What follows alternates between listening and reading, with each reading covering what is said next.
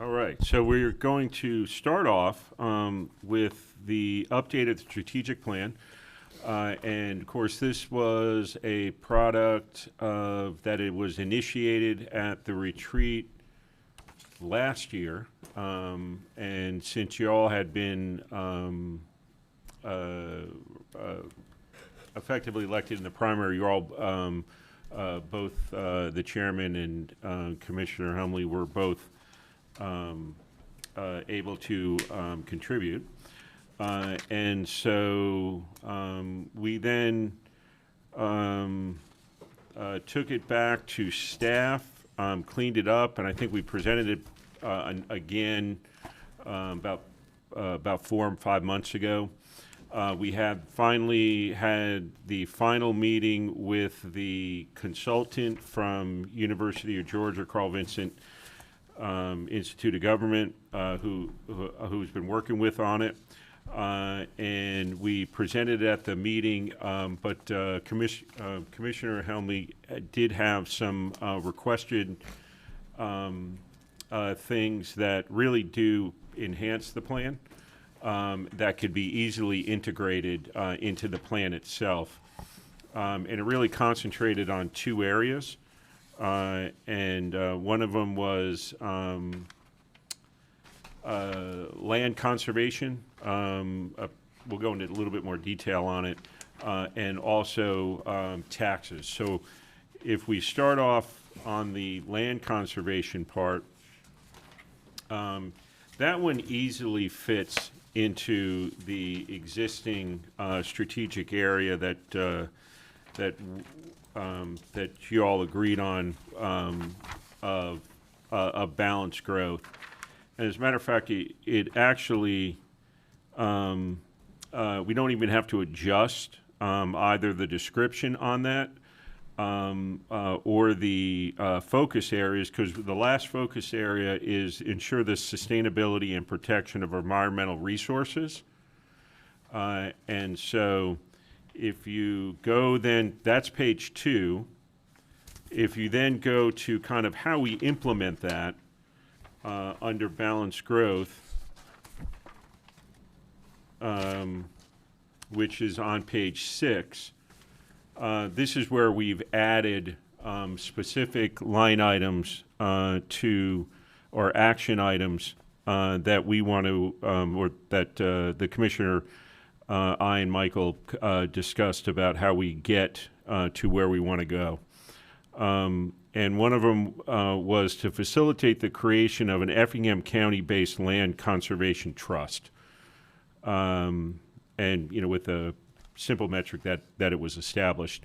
The point here on that one is that when someone wants to put a piece of property into conservation, they're often going to entities that are either in South Carolina, Alabama, or just basically outside the region to put the lands into conservation trusts. And the thought with a lot of these programs that basically give either financial, tax, grants to put lands into trust, that it would be nice to have an entity that understood Effingham County a little bit better, so a more local entity that where the board is made of local residents that can act as the trustees for these conservation easements or land dedications or pure land dedications. And then the second item was then to research and pursue grant and funding opportunities for land preservation. And this is, you know, either outright purchases of land or the conservation easements or development restrictions on lands that could essentially be maintained by the trust. And so just 2 of those as kind of the mechanisms that the county can use to be more proactive in not just putting land aside, and protecting it, but also, even if we don't own it, just conserving it. And I'll give you a couple of examples of this. One is in the tree ordinance, you create a tree fund. And so one of the ways that you can use the tree fund money is essentially, and the tree fund money, which is essentially if a developer has to, because he can't make the development work because of locations of certain trees or something to that effect, and they want to contribute to the fund in lieu of preserving tree canopy on the property. Those funds can be used to purchase land or effectively purchase the development rights for land to prevent trees from being disturbed. So, and the second is, we discussed about over a year and a half ago a new state program called the Farmland Preservation Act, which essentially allowed the county to access state grants, to essentially access a state grant and then match it, for the preservation of a piece of farmland, and that would require none of it's done by force. It's all initiated by the property owner, but it would require a trust to be in existence to maintain that protective easement on the property. So it becomes the county's property essentially? It becomes a trust property. Held by the county? Well, no, I mean, we could set up the trust where the board appoints the board on it, but the trust would have to have certain protective covenants on it in order to be eligible for the funds. But if the county wanted to purchase the property outright, then it wouldn't be owned by the trust. It would be owned specifically by the county. So I can't see taking. Well, yeah. But it's just technicalities. Like, if you wanted a tax write-off, right, and you're like, give it to the county. I can, I have to get the only way I can get the tax write-off is if I have a conservation easement that prevents development. I can't just sell it to the county because there's nothing preventing them from reselling it and developing the property. So Gotcha. if a conservation easement that meets the federal requirements or IRA requirements would be held by a third-party entity, like a land conservation, like I'll just call it the Effingham Conservation Trust, right? So that's one way. And then if we wanted to, like, another example is, we've got our water, massive water project coming up, right? And so funds from the water utility can be used for buying land to protect the watershed, valuable pieces of property. And so those would be outright owned by the county,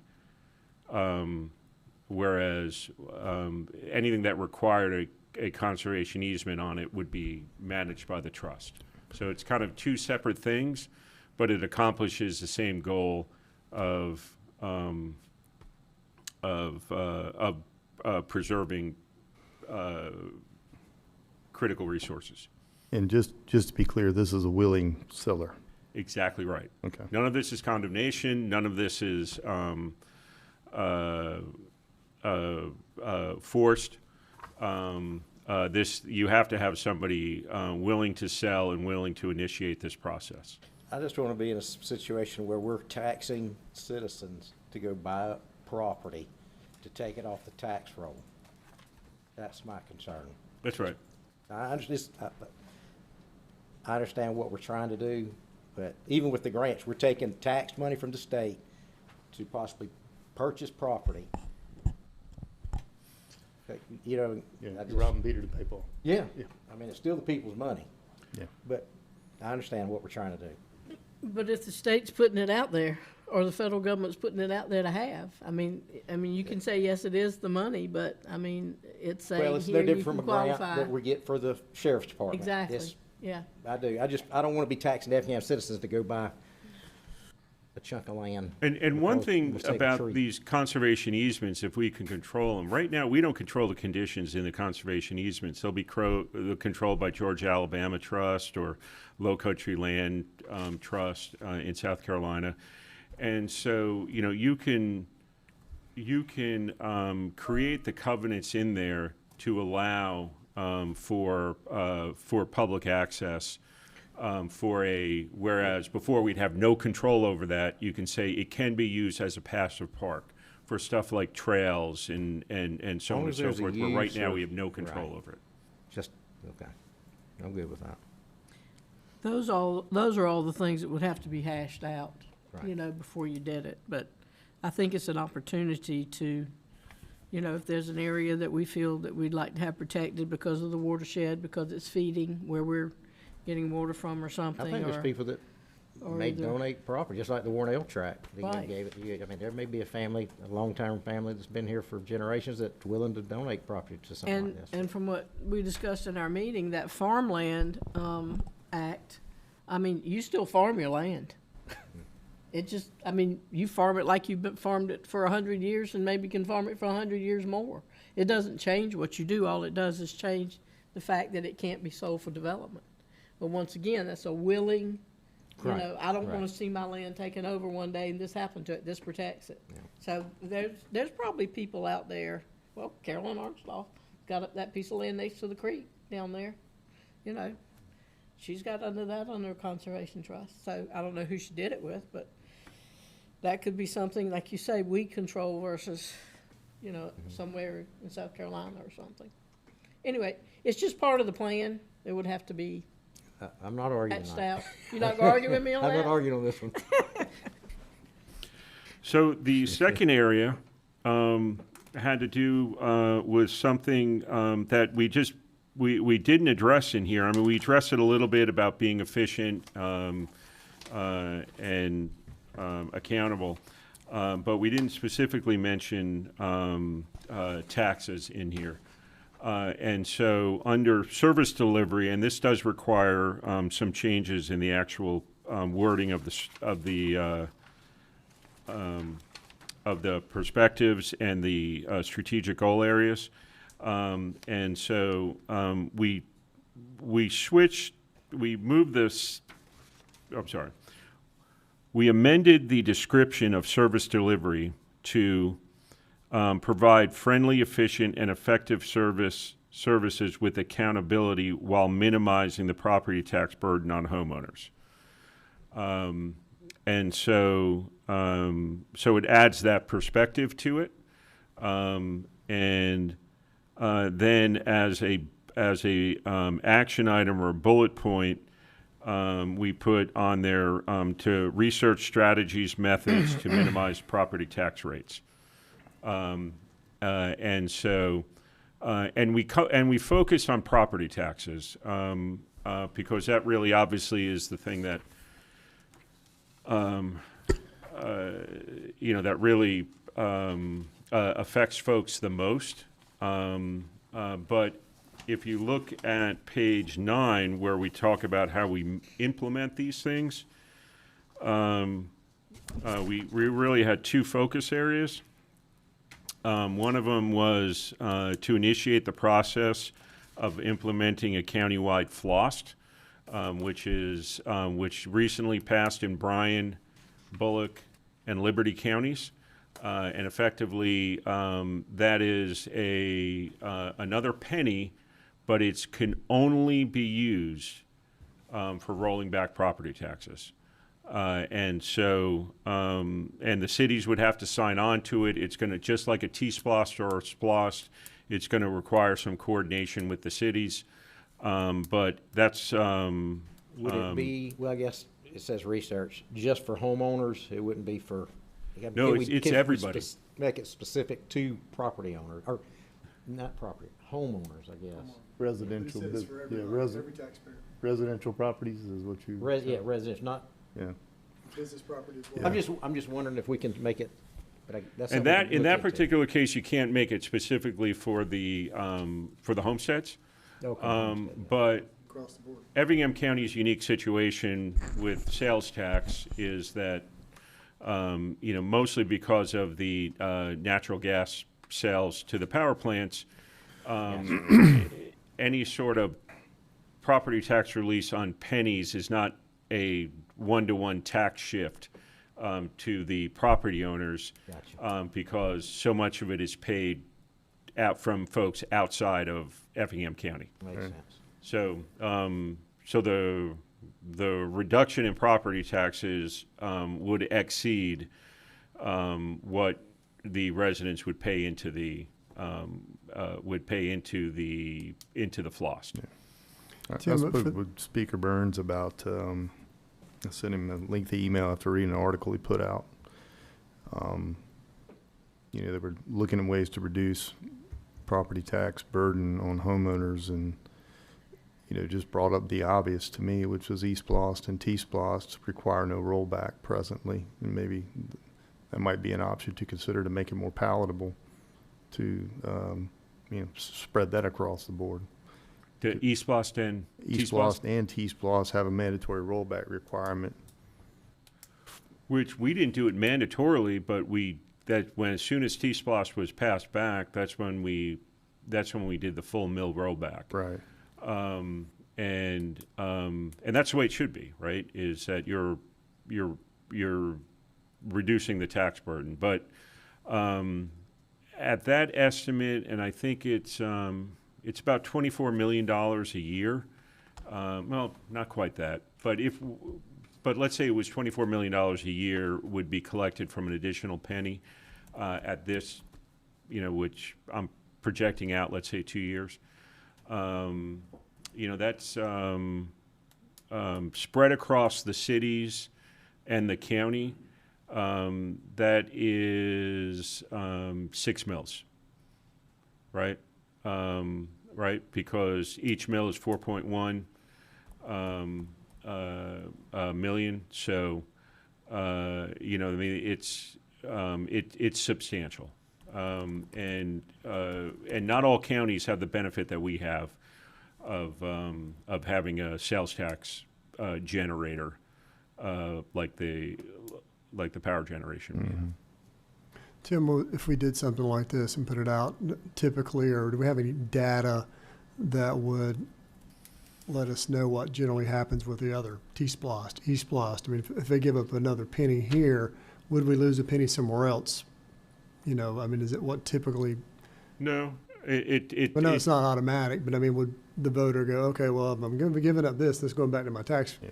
Now I don't want to do T-Splost anymore. Well, there's no data because they just created this, right? But I think the most important thing is, like we're doing with T-Splost, right, is you got to show the results, Yeah, or people true.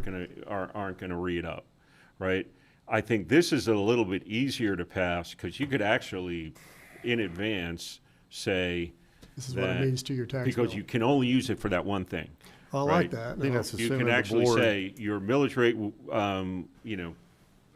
will be, although things change but it'll Yeah. be somewhere extremely close to this, rolled back by, county M&O 4 mills or something like that, Right. whatever the figure is, and it's a choice for them, right?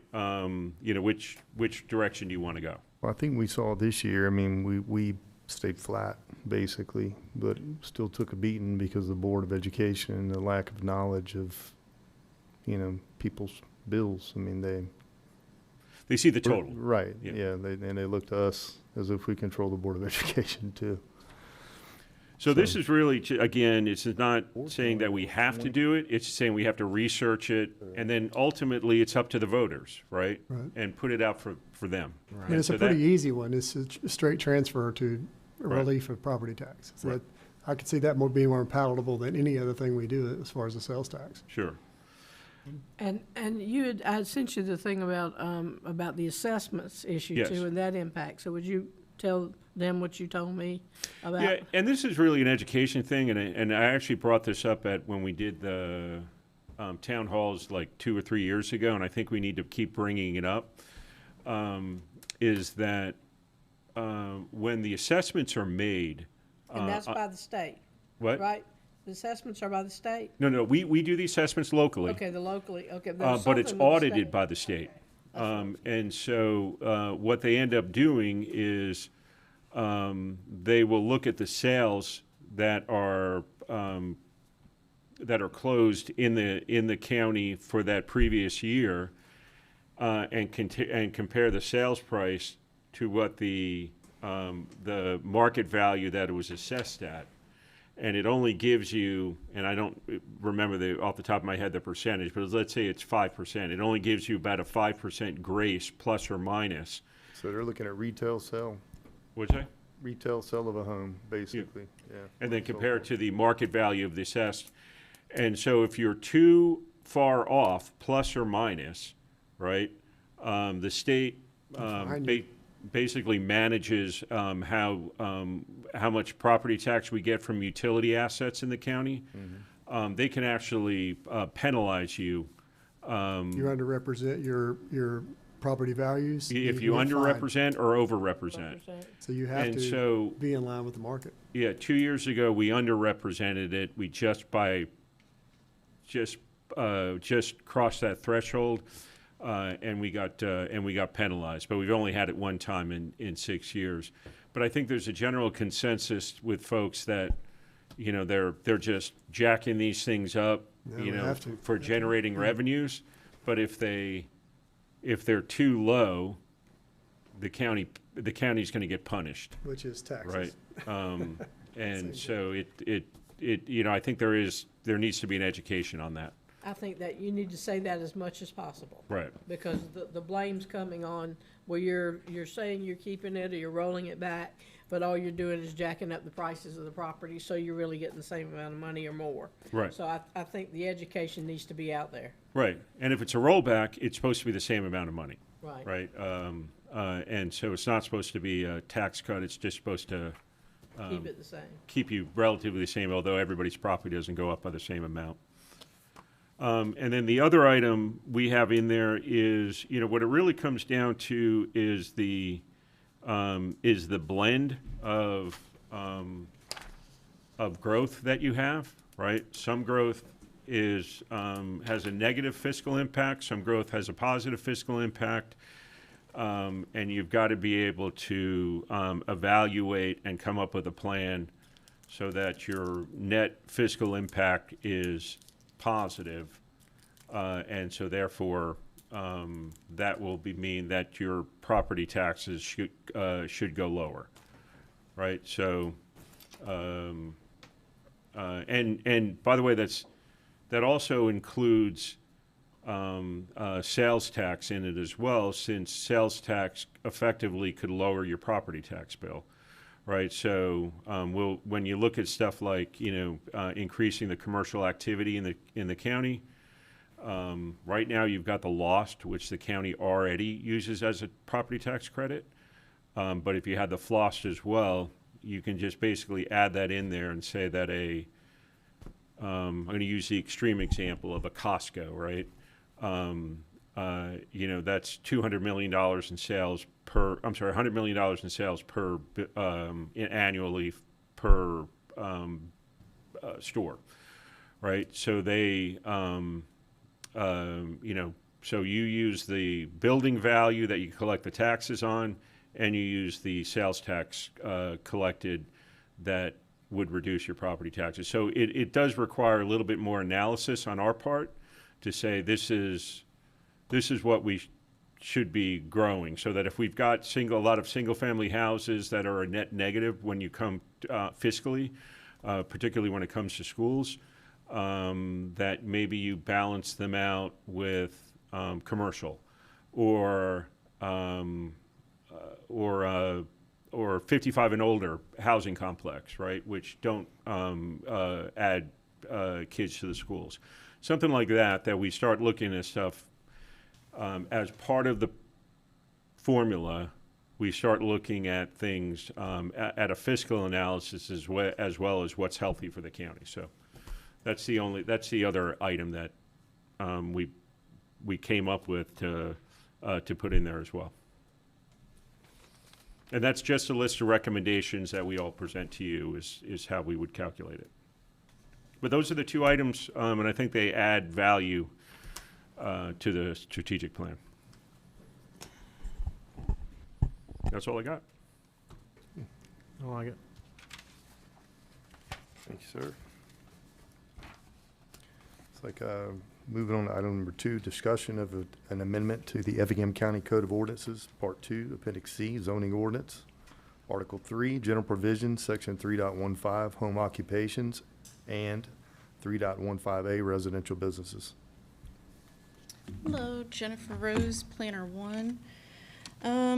We just have a few amendments. I'm going to start off with the home occupation first.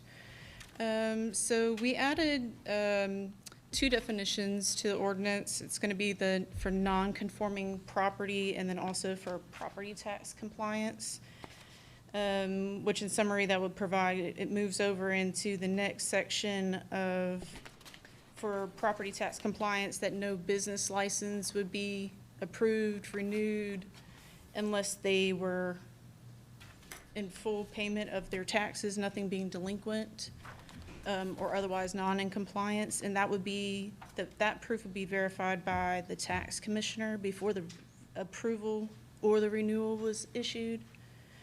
And then for the non-conforming parcels compliance, any parcel determined to be in legal non-conforming use, structure, or lot must be brought into full compliance with all applicable zoning, development, and property maintenance standards before the Board of Commissioner would consider the conditional use permit or the business approval. And then the zoning administrator will verify the compliance status prior to scheduling the application for a hearing.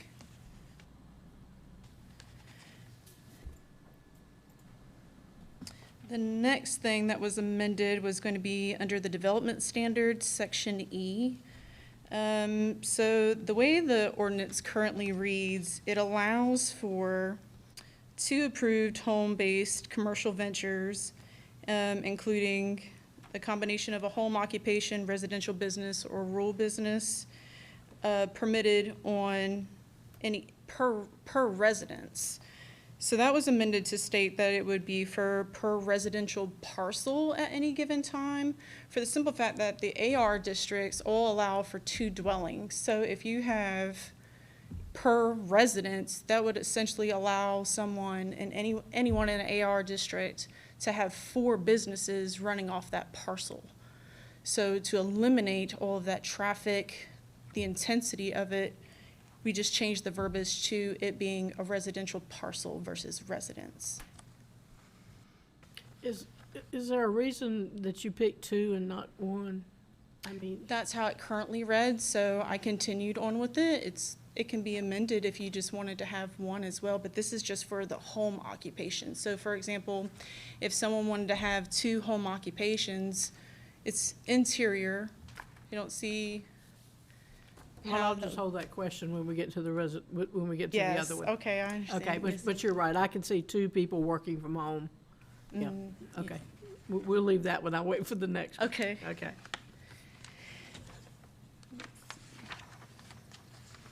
And then aside from that, we have the sections 3.15.1 through 3.15.4 were established for how county staff would evaluate, approve, and manage home occupations to ensure that they remain compatible with the residential areas. So the 3.15.1 would be approvals are personal to the operator and they do not transfer if the property is sold or occupied by someone new. The 3.152.2, sets the basic application requirements, which would be a simple concept plan, a short business plan, photos, and any extra information staff needed. And then the 3.15.3 requires the business to operate exactly as approved. If it expands or changes use, it becomes a zoning violation. And then section 3.15.4 just creates an annual renewal. So each year, staff can confirm home occupation is still a small scale, compliant, and compatible with the neighborhood. And that's all the amendments I had for the home occupation, if you all have any questions. You answered my question on if it followed the property or if it ended with the sale of the property, correct? So, It's only for the principal practitioner, so if it sells, the new owner would have to come in and apply.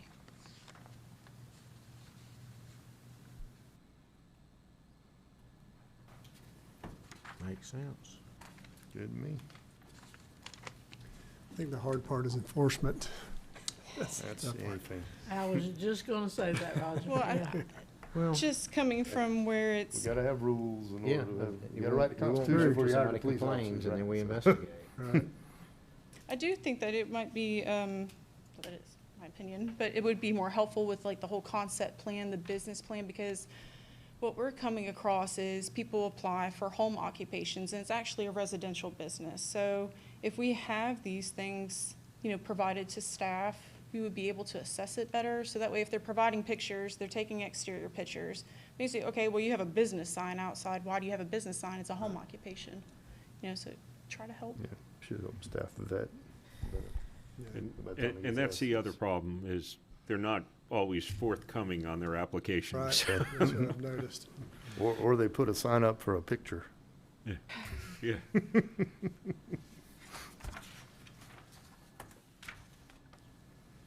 Okay, if there's no other questions, I can move on to the residential business. Okay. So all of these same things that were just provided in the home occupation were made to be cohesive with the residential business. So the same things apply for the definitions of nonconforming property, the property tax compliance. What was additional to the residential business is that we added the AR3 zoning since that was adopted. But also the verbiage for the per residence versus the per parcel was amended. So is that something, Ms. Beth, that you would? Well, I'm just, of course, y'all have heard my view on some of these residential businesses, and, but I just figure if you're gonna deal with doing something, I just feel that this is another one that allows for two. And so, in allowing for two, does that mean you can have two of the trucks that you say is part of your business? Can you have two of the trailers? I mean, because you have a trailer for this one, you have a trailer for this one. You have a truck for this one, you have a truck for this one. You allow X number of people, I think it's 2 or something a day, so that means you're gonna have 4 a day, okay? Everything doubles. So I guess my question would be, while I can see the home occupation one as having 2, because there's supposed to be very little traffic or no impact at all for the most part, I think with the residential, since it is allowing the possibility of even outside, with the commission approval, if you have 2, then that's just gonna double everything. And so that would be my question about allowing 2. I think the only safeguard in this, Beth, is that it is still conditional use, so it still has to come before the board. Well, I know. Well, I'm glad that you asked that, because the amendments that were done that are additional to home occupation actually are addressed that way. So I got it to where it was capped. So for example, if they have 2 residential business, they still cannot exceed the cap of 700 square feet. They still cannot, it's not gonna double in that aspect. You're allowed to have 2 residential businesses, but it's gonna fall under those same standards. So you would have the 8 deliveries a day, 40 per week. You would have the same amount of employees. It's just up to whoever is running that business, how they're gonna distribute it. Because I feel like that would make it a little more difficult for them to run 2 off the same parcel, which is something that we're trying to minimize. So I kept the cap in section Okay, send me, D10. because I missed that. So Okay, I'm Where did you sorry. see it? No, it's just, I'm reading through it, but where? Okay, it's section D10. So it's the combination standards for home occupation and residential business. So it's actually broken down by district. So for an AR 1, 2, 3, and an R1 district, it would allow for a combination total of 700 square feet or the 35%. So that would not change. Right. Now, when it comes to home occupations, because those are allowed in all districts, that would be a minimum of the 500 square feet, because that's the regulations under the home occupation. So therefore, it wouldn't allow for them to have a home occupation and a residential business if they were not under the zoning districts of AR1, AR2, AR3, and R1. So No. that should cover what your concern is, I would think. Well, I'm, go back over again the daily and weekly limits now. And so. Okay, that- right there, yes, Yeah, ma'am. 8 business-related trips per day, and what was allowed under the home occupation? Do you remember that off the top of your head? Home occupation It shouldn't was have. none, It that's was right. none, yes, ma'am. Okay. I don't know, I just feel like we're gonna do it, I just personally feel like to just do one. But what would be, I mean, I understand where you're coming Yeah. from, but I was thinking. And the wife's got a business, who gets Yeah. Right, priority? so if maybe the Consulting wife is, business. someone's working Yeah. from home. I mean, if the limit's still the square footage, the number of cars, I don't see what that would matter. If you have a consulting business and what I call a service business, where you're providing a product or doing a service versus consulting. it's probably gonna tie back into the enforcement part, you know, I mean, everything we do is. because it's They're gonna, causing okay, well, problems, that somebody's that gonna was. call. Huh? If somebody's causing problems, somebody's gonna call us. I know, but it's just like, oh, well, that was, that was my wife. I told her she needs to quit doing that, or that was, Then, back and forth. I'm just, if you Tim only and I had one spoke- business there, then there wouldn't be the other part to blame it on. I guess my issue would be trying to enforce this or prove the enforcement, even if you had a complaint from a neighbor, right. because you got just a car riding up. How do you know which business they're going to and that kind of stuff? Well, if so. they had a home occupation, that it's not allowed to have any type of customers I or. think the home Yeah. covers it. This Okay. is particularly the Just for residential. two residentials? Is what I'm talking about, the two Okay. in the residential. Yes, ma'am. Um, Tim and I spoke about the rural business and the agribusiness and delineation of that as well. The rural business, DCA doesn't have a rural barrier, like, there's no tax benefits to anybody in Effingham County because don't have a rural declared zone by the DCA. So would it be beneficial just to roll the rural type business into The the residential. residential and home occupation with the caveat that you're looking at a larger property, for example, so maybe expanding the square footage of it with, like an AR1 property, for example. So just something to kind of mull around, because there's really no advantage to calling it a rural business. Because they're meant to fill in gaps, and that's why they give them tax incentives for services that aren't within a drivable distance, like a mechanic shop or something like that. That was also an added section to Yeah. D10A so I had 2 versions. After doing, in-depth research throughout Georgia, it seems as though Effingham County is the only county that has a standalone rural business. So how most counties are operating is it either is rolled into residential business or they roll it together with agritourism. The problem with agritourism is that it is very distinctively different under what it's trying to accomplish.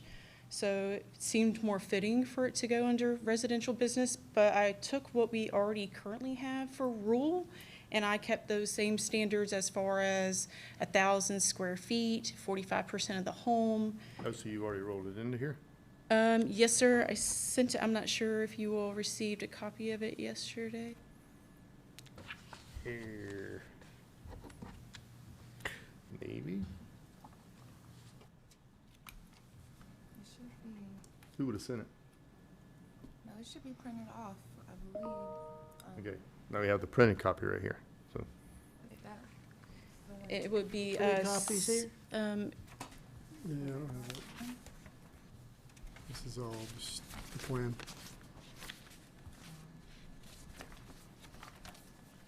Okay, well, I've got the D10A section right here in front of me. yes, then that would be it. Okay.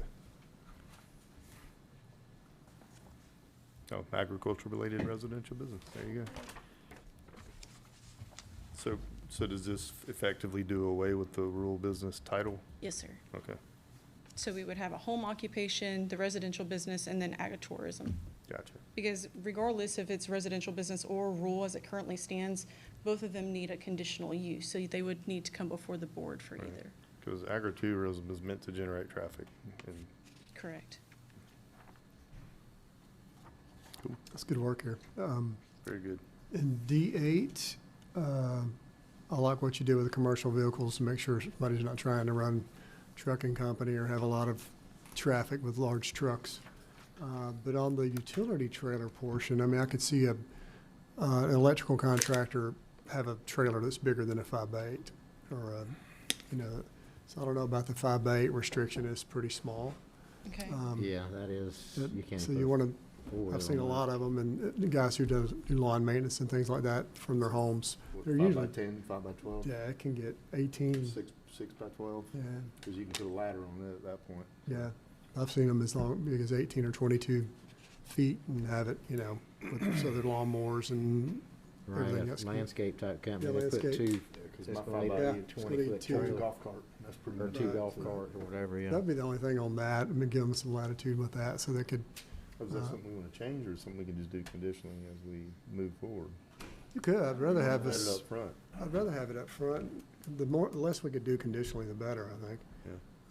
Unless it's something we just I mean, absolutely I'd rather have want to staff restrict. vet them than just Yeah, come exactly, before us and exactly. we'll rock and roll. So, Because it cuts out the box trucks, it cuts out, commercial vehicles that are larger than anything. If you have a trailer, that way they they take have all to the fit, heat. they're not gonna get a 48-foot trailer on their, Right. Was there a standard size that you would suggest? I would say no longer than a 22-foot trailer. Okay. Because you can buy aluminum enclosed 22s all day long. You said carry your 22, but it race has to be behind something. Exactly, that type of trailer, utility trailer. 22, but Or not towable Storage. trailer. viewable from the roadway, I guess, yeah. And then, if you had something larger, like a 28, you do that unconditional, but most, Now, I is think a that 20 open or enclosed? enclosed. Okay. But it could be either one. I mean, some people, I've seen them haul their landscape Yeah. landscape stuff on open, so, 8-foot car trailer. yeah, exactly. Race Yeah, in fact, I didn't think of that. My car trailer is quite a bit larger than 8-footer. So that would just give them some latitude in that area, and they can automatically do it without having to do extra stuff. They would still have to abide by the HOAs Correct. of Oh, their yeah. own Yeah. subdivision. That'd be a private matter, but yeah, Yeah. definitely.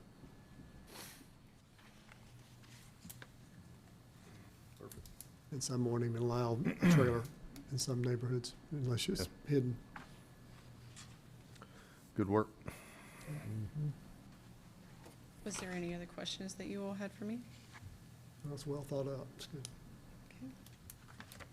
Thank you. I like the idea of going to other municipalities and seeing what they're doing and bringing that to us and see what makes sense for us instead of trying to reinvent the wheel. It's good. Thank you.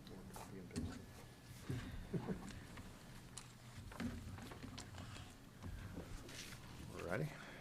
And I guess that moves us to item number 3, discussion of an amendment to the Effingham County Code of Ordinances, Part 2, Appendix B, subdivision regulations.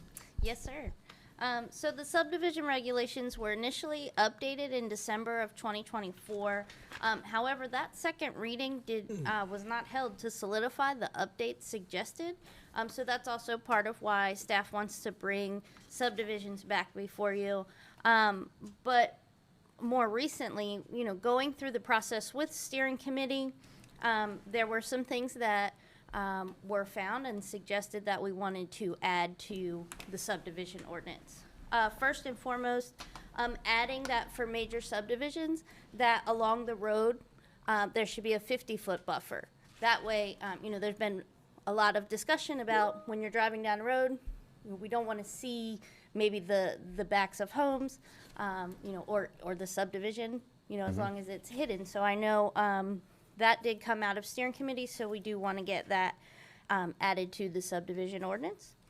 The other thing that really came out of steering committee was the parking requirements. So the ordinance that you have in your packet has the old parking requirements in it.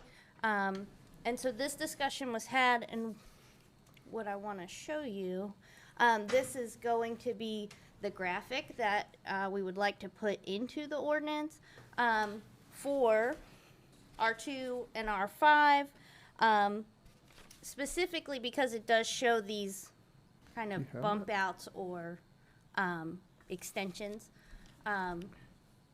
Yeah, these smaller homes, they're gonna need more than their driveway. They're gonna park in the street if we don't do something like this. Yes, sir. And so, when you think of R2 townhomes, right now they do have to be rear loading. So, this would be a way to provide that extra parking, and then you wouldn't have, so kind of like this example here, you can see that there's alleyway with the parking in the back, maybe to the garage, but then in the front, there's that extra parking, so. And if I could add on this too, the other option is to make this wide swath of asphalt, 36 feet wide, and to accommodate parking on both sides. But aesthetically, it just doesn't look good. It doesn't.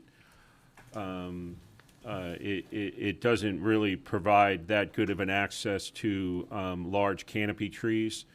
And safety-wise, by doing these kind of these bump outs at every time you hit a corner, it also shortens the distance for the pedestrian crossings on both sides. So it's just I think we spent about almost an entire session on this because we're trying to come up with a streetscape design for, and while this shows townhomes,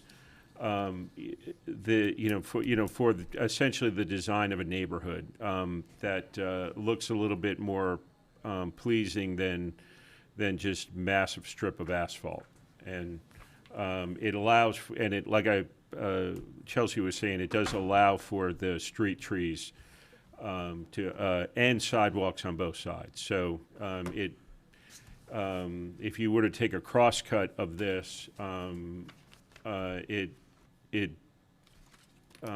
forget, and it even allows, I think, about is it 2 feet or 1 feet from the property line before the sidewalk? 1 foot before the sidewalk, just kind of for a little bit of a cushion there, and you'd even be able to squeeze in there like a fiber optic line or something to that effect. So that's what we're trying to accomplish here, just a better looking streetscape. Yeah, I think Tim hit on all the points. So, the ordinance that you do have, that's the current ordinance. Again, just wanted you to have the visual and be able to answer any questions. That way I can move forward with adding the language to the ordinance. I like it. So that's looks not gonna nice. come up tonight, right? No, ma'am. Yeah, okay. Just making sure. Yes, ma'am. One thing I thought a lot about what Beth said last meeting on the lot size.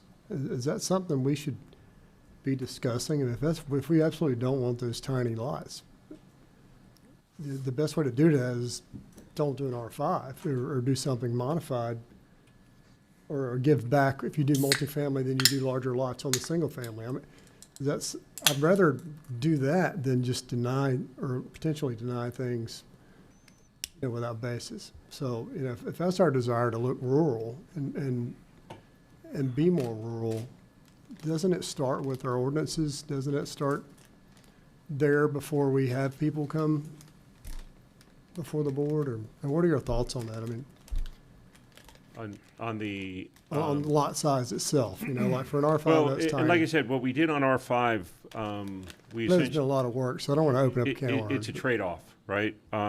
So the idea is to have more open space requirements than anybody, and that it was a big pushback, that from some of the folks on the steering committee saying that I don't know of anybody who requires this amount of open space. It's it's going to create a problem, but if you want the density, you get the pushback is the open space, and if you want the larger lots, you're not going to have the open space, right?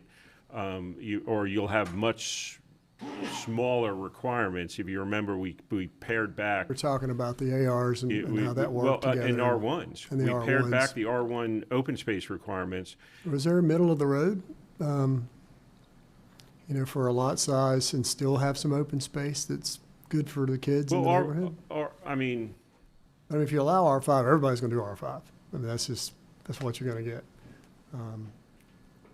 I don't know anybody I haven't seen an R3 or anything in years. So, I mean, whatever we allow and we have in our ordinances, that's what they're gonna go after. I mean, that's natural. I would too if I was a developer, but, Well, I could Just- say that from a. yeah, I from mean, a you tell me, I'm just putting I some can say stuff this out from a there. perspective, working for home builders, it's just the dynamic changed years ago Yeah. of what people desire. Market's gonna dictate what they want. And it was kind of, and so it was pushing towards this more, from the McMansion, big piece of property type of thing, more towards neo-traditional, new urbanism type of neighborhoods. And so I think, we tried to accommodate that, but saying if you're going to do that, you're going to make up for that density by massive amounts of open With the space. open So, space, yeah. I mean, I'm good either way. It's just, she made a good point, on that. And I think we have to start here instead of looking at the plat, Does that make sense? right, and that's what we tried to do with Yeah, I'm and we not- could tweak R1 to try and make it more. More appealing to do something Or like do that. we do, Or how do you get that rural feel all over? Well, you're not gonna get it everywhere. you're not gonna get it Yeah. everywhere, but, Sure. I mean, if we, I mean, we should've talked about that 9 months ago. yeah. Yeah, I We know, changed, I know. we're changing everything. No, Did we I don't hold wanna like go a back down. town hall thing, Tim, to where, Jamie and Beth's district and some of yours too, Forest is, designate an overlay of AR1 period. Well, we kind of did that particularly for Commissioner Deloach's district, right, with the future land use map, Right. right? Well, I'm talking about something with some teeth, because the future land use is, it's only as good as we uphold it up here. That's true. That's gonna be good with anything, that statement. I mean, you got to abide by things. Yeah, and so I mean that. I mean, the residents would have to be, they'd have to want it. It's nothing to want to force on anybody, but. Right. Yeah, I mean that could be an option for certain sections of the county that you could try and limit. Because we kind of have two areas, right? We have agricultural Right. and we have agricultural residential, right? And if you I just wanted think to of create a Jamie getting third AR2 area to death. of kind of that's a little bit more agricultural, a little less residential, that's certainly an option that we could look at as well. I was just thinking maybe AR1 and AR3 restrictions to certain areas, just because Jamie could get AR2 to death, and so could Beth, and Mm-hmm. And, concerning like, No, I think it seems like, and I know we have hashed this back and forth about what to do, and It's when we hard to had one of the figure out. last workshops before we finally approved some of this stuff, with the developers here. I think you were here. But anyway, it was basically, how do you find a happy medium there? And I know some of these subdivisions, do look nice, and it's not just house, and I like what I'm seeing up there, but I also know a lot of people that talk to me, they keep saying an acre or half an acre, particularly in, like, we're talking like the 4th district, maybe in the 3rd district, to not have these high-density developments. The market will drive what the people. let's say the market's gonna It will. drive it in, Well, but I know, also but- still, price they have to people go out to of the the But I game. think Five we acres, can- I don't go 5 yeah. acres. But I But think we here's- need to here's- control it some. Yeah. I think that's our job too. And I think the way you do that is water and sewer, right? Yeah. Because you're going to get, if you don't have water, you don't have sewer, you're getting 1 acre lots. Right. But here's a concern, like in my district, we have such a big density there. And but there's still a ton of fields with nothing there. And people are gonna wanna do something with their property. They're gonna be entitled to do something with that property. And that's fine, as we move down the road. But eventually, all that gets taken up and it becomes more of an urban area. But we have no services. We have no commercial, we have no restaurants. We already got 12,000 people in this little tiny district, which is the size of our cities, but we have no commercial. We've overlaid a commercial We do have project, some, right? yeah. Yeah, so But that's I one just way don't we want to try get to to the point do where, it. Yeah. because But that's I just don't what know we that keep we're having come. restricting any commercial, I mean, the We're commercial. not, but it just doesn't come, you Right, know. but I don't know what we can We do just don't to. have any way to incentivize it. But you either. could future land use map commercial in some different areas, so you actually have some services and some restaurants and something along the way. Yeah, but I think you know, on Hodgeville on this, right? You know, it's a double-edged sword, right? What you need to get commercial in Versus an what area is they a lot bring. of density. And Yeah, we're getting that. This is the and- point, you know.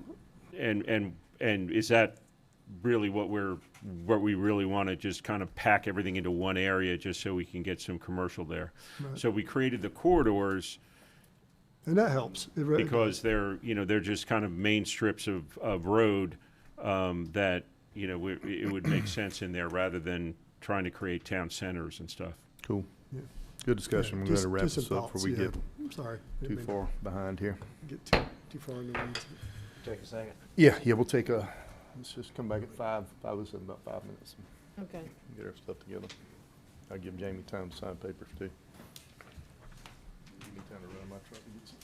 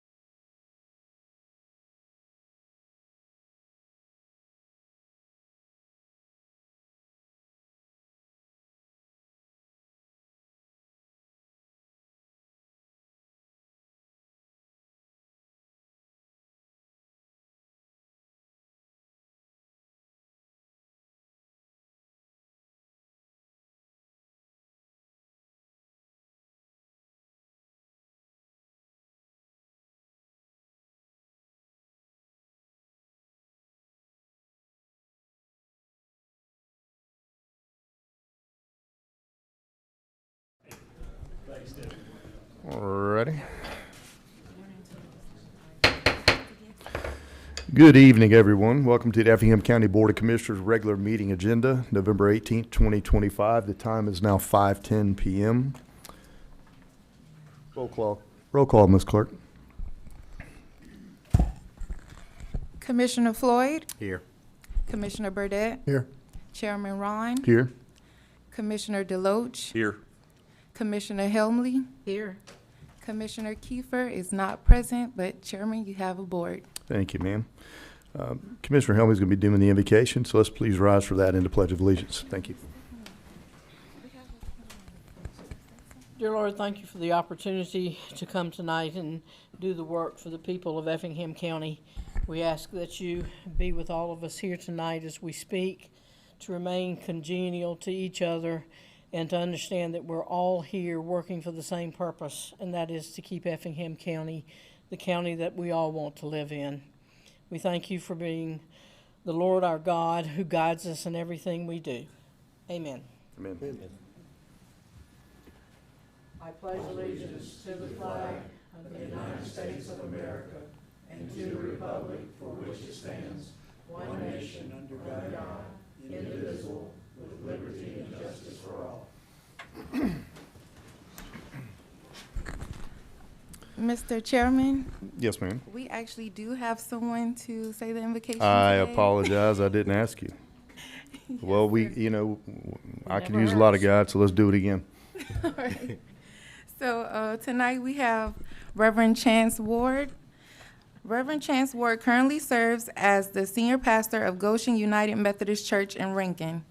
He has been blessed to serve the people of Goshen UMC and the community in his role as pastor for the past 14 years. Prior to serving at Goshen UMC, Reverend Ward served as the associate pastor at Springfield UMC, now Springfield Oaks Church, where he worked with children, youth, and gave leadership in areas of Christian education and missions. For the past 21 years, Reverend Ward has had the privilege and honor to serve the people of Effingham County as a minister. Before answering a call to ministry, Reverend Ward was an educator and coach for the Effingham County School District. He taught middle school, Georgia history, as well as high school health/PE and driver's education. He coached football, basketball, and track at Effingham County High School. While he is not a born and bred Effingham County native, he came to Effingham County in 1990 and in 1992 married the former Tanya Palmer of Springfield. They met at Georgia Southern, and this December 5th will celebrate 35 years of marriage. They have been blessed with 3 amazing children, Kylie Brooks and her husband Jared, Sarah Lynn Saxon and her husband Ashton, and Brennan, who is a senior at ECHS. Reverend Ward and Tanya are also proud grandparents of Chandler Brooks and are awaiting the arrival of their second grandson in March. He considers his family his greatest blessing and joy in life. Reverend Ward also serves the community as a United Way Advisory Board member, Rotary Club of Effingham County president, and ECHS School Council president. Reverend Ward considers it a great privilege and honor to serve the people of Effingham County. Please help me welcome Reverend Chance S. Ward.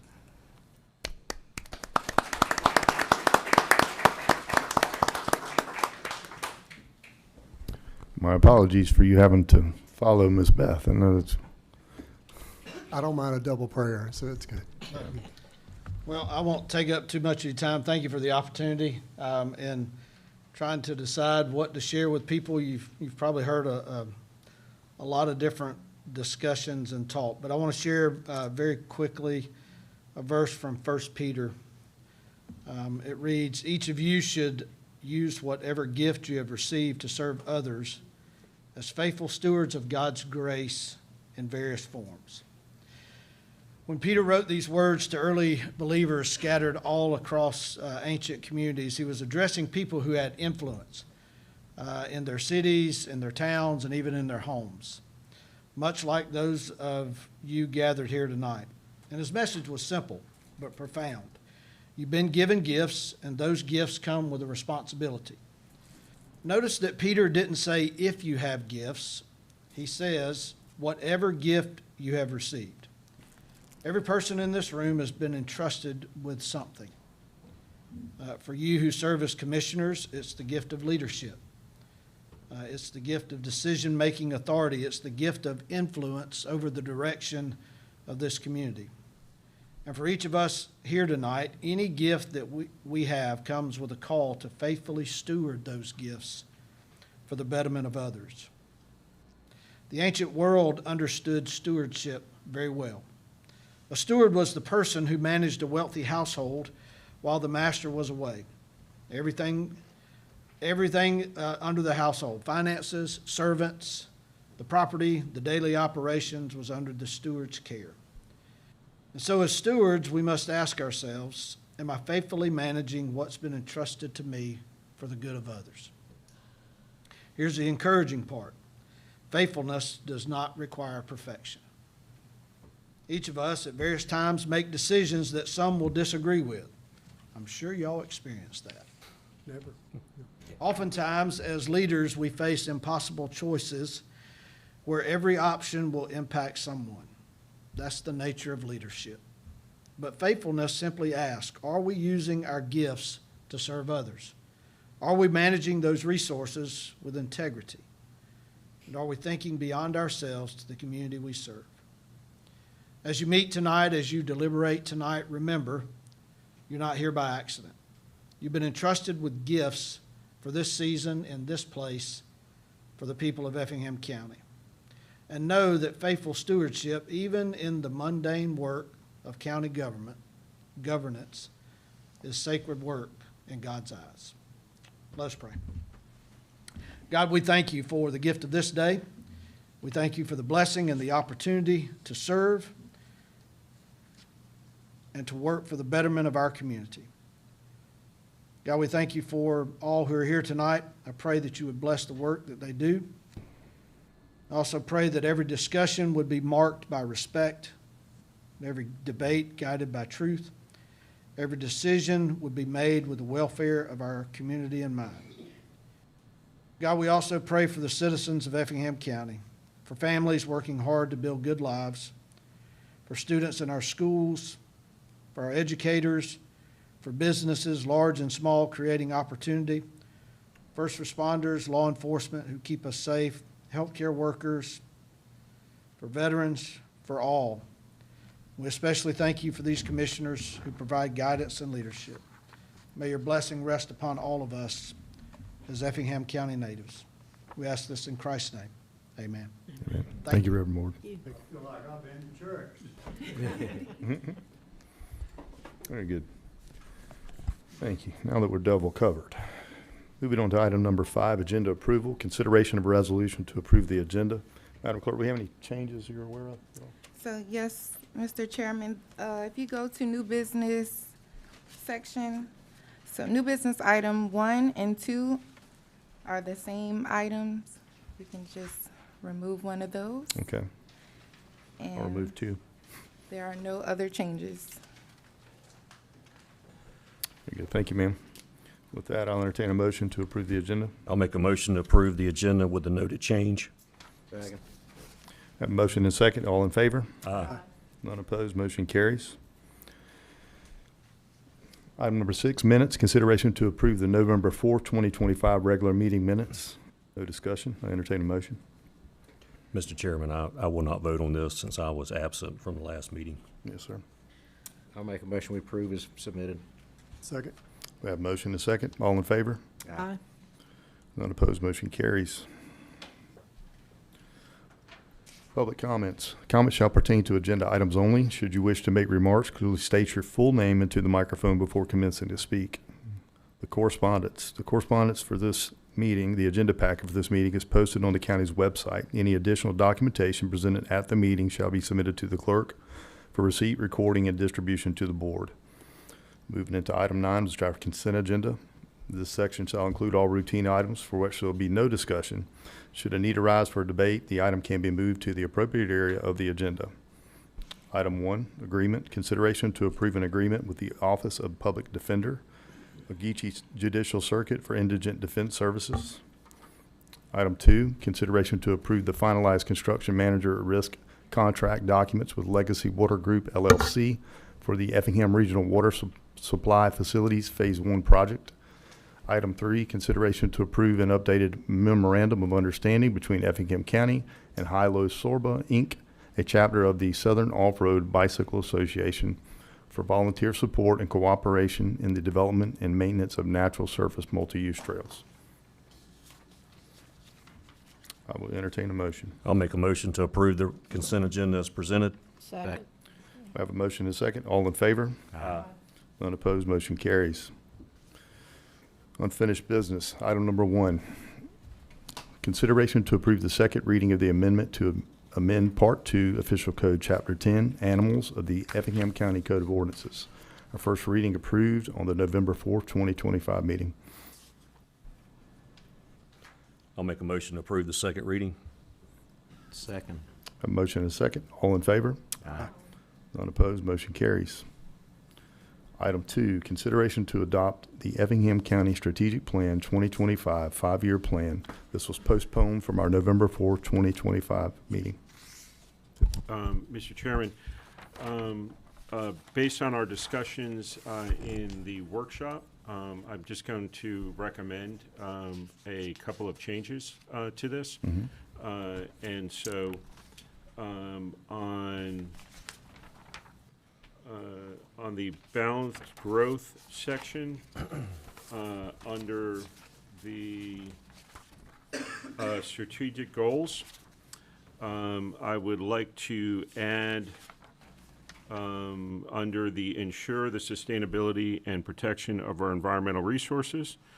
One goal of facilitate the creation of an Effingham County-based land conservation trust, with the performance measure being the trust being established. And secondly, being goal being research and pursue grant opportunities for land preservation, with the performance measure being grants applied for and grants awarded. Secondly, under the strategic goals area, under service delivery, I'd like to change the definition sentence from service delivery to provide friendly, efficient, and effective services with accountability while minimizing the property tax burden for homeowners. I would like to change the first item which is track and improve customer satisfaction ratings. And I want to include citizens and employees to that. Remove item number 4 simply because it's repetitive with item number 1. Item number 3 because it's repetitive with item number 1. And then add to the, as the last bullet point, research strategies and methods to minimize property tax rates. And then, lastly, change is on the strategic goal. I want to add under increase and I want to add a section which is the research strategies and methods to minimize property taxes. I would like to add these goals. Initiate the process of implementing a countywide floating local auction sales tax, with the performance measure being a call for referendum being approved by the Board of Commissioners. And then the second goal is evaluate opportunities for responsible growth that generate positive fiscal impact for the county, with the performance measure being establish a list of recommendations and metrics. With those changes, staff recommends alternative 1 approval. Very good. Thank you, Tim. Tim, would you mind going over FLOST, how that works real quick again? Sure. For the benefit of the public. Floss was something new that the state legislature approved last year. And what it effectively is, it creates a local option sales tax that can only be used for reduction of property taxes. And it requires a countywide referendum. The voters will decide whether they want to use this mechanism to lower property taxes, because it is an increase in sales tax. It would provide relief not just with county taxes, but also municipal taxes as well. And we must have the cooperation of the 3 cities. That's correct. We would have to have an agreement with the 3 cities to pursue that. Do we feel comfortable quoting any potential millage drop from that? I mean, you could. I mean, I could just kind of give you an example. So right now, every mill collects $4.1 million countywide. A penny sales tax generally, I'm estimating, let's say 2 years from now, when something like this would be implemented, could be somewhere around the $24 million per year collections. And so that would be cumulatively a 6 mil increase, but it would be split up between the counties and the individual cities. It would still decrease? be what's that? Decrease? Decrease. I meant Decrease. decrease. You said Thank you. increase. I was gonna Yeah. say, what? Yeah. Cumulatively a 6 mil decrease. If it just was the county tax, it would be approximately a 6 mil decrease. But it would be slightly less because that would be the revenue would be shared with the city to reduce their rates as well. Gotcha. Okay, thank you. If no further discussion, I will ask for a motion with the noted changes. Make a motion we approve with the said changes? Second. We have a motion and a second. All in favor? Aye. None opposed, motion carries. Item 3, consideration to approve the second reading of an amendment to Part 2, Appendix C, zoning ordinances, Article 3, 3.46, accessory dwelling unit to the Effingham County Code of Ordinances. First reading approved, November 4th, 2025. I'll make a motion to approve the second reading. Second? Motion is second. All in favor? Aye. Aye. None opposed, motion carries. Item 4, consideration to approve the second reading of an amendment, Appendix C, zoning ordinance, Article 3, 3.3, accessory structures and residential districts of the Effingham County Code of Ordinances. The first reading approved, November 4th, 2025. I'll make a motion to approve the second reading. Second? We have a motion and a second. All in favor? Aye. None opposed, motion carries. Item 5, consideration to approve the second reading of an application by Kern & Co., LLC, Chad Zitzwire agent for RB Baker Properties, LLC, to rezone plus or minus 114.79 acres located on Old Augusta Road South from R1 to LI to allow for permitted uses in light industrial. Map number 476, parcel number 4A in the 5th District. This was postponed from our November 4th, 2025 meeting. I'll make a motion we approve the second reading.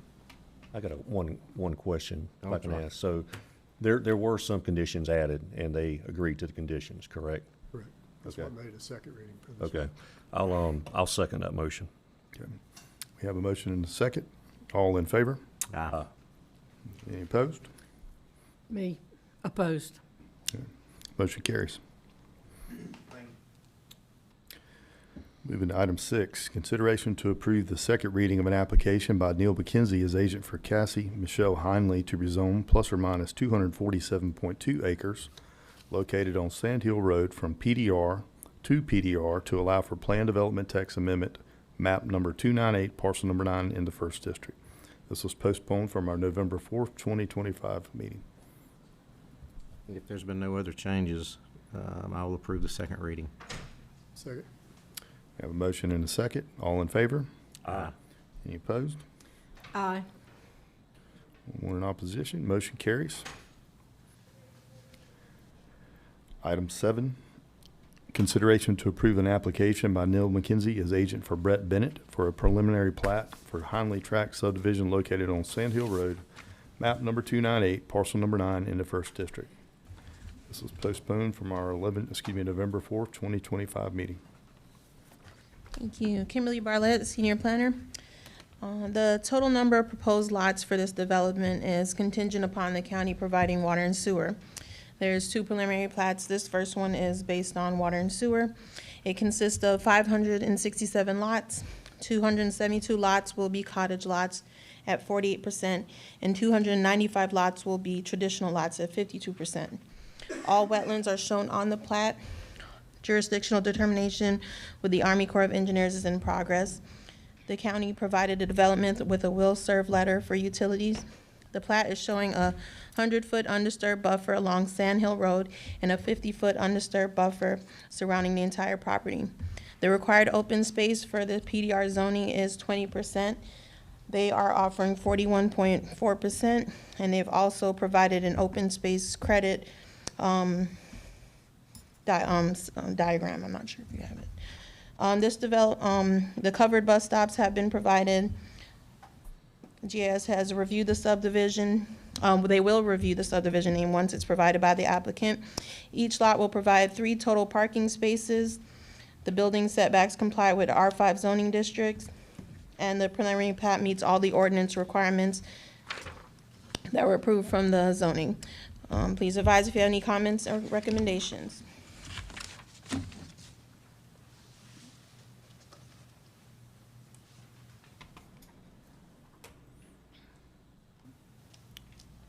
Is this a public hearing or?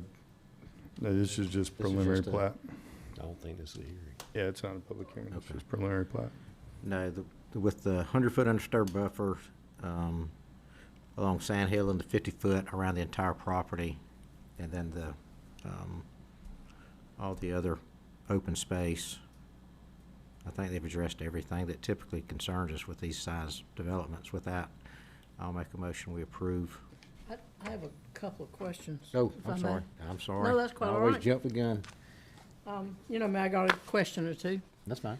I tried to look at the plat and so forth, and they blew it up a little bit, but what are the amenities? Because I really can't, I see a lot, I did with a magnifying glass, figure out that there's a lot of covered bus stops, but I'm not sure what the amenities are. On one of the exhibits they provided us, they had trails, ponds, there's a donated property, and it said amenity space. I don't have an exact amenity unless they have. Good evening. My name is Neil McKenzie, here tonight on behalf of Mr. Bennett. We do have some amenities planned and some areas kind of earmarked on the plan. We sent a supplement to the plat that shows how we're going to meet the amenity packages.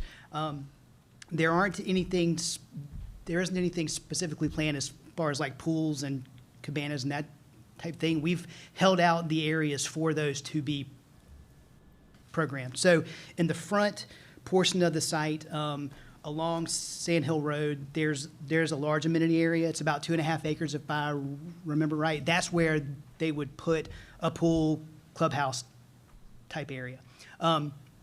There's a trail that is going to lead from the front of the property through the middle, around detention ponds, to some ponds in the back. In the back of the site on the northeast portion, there's also an earmarked area for an open space. Could potentially be a playground, dog park, that type thing. And then on the southwest corner of the property, in the middle, there is an earmarked area for a parking area. Could be another dog park, playground, that type thing. There's a paved area at the bottom. It's got a roundabout. That's where that area is, but right beside that large pond on the bottom. And then, not shown on the preliminary plat, but there is a approximate 10-acre strip of upland that's on the other side of the wetland that's being held out for potential conveying that to the county for open play and that type of thing. Gotcha. Was the CIA required on this one, Neil, at all? What's that? Was community impact assessment? was We that- did a DRI Okay. with this. As far as getting final amenities and everything in place, or are we just waiting on final wetlands from the Corps before you can actually do that part of it? Is it, Yes, sir. So there's the plans for the construction and the final buyer will determine those. I see. So we'll see a final plat again before it moves forward. That's right. Did you have something to add, Brett? Yeah, I I was saw gonna you just- walking up. Brett Bennett, Greenland Developers, for clarity, jurisdictional determination is in hand. There is one small permit, nationwide permit for a crossing, so there will be no changes to the wetlands going forward for clarity.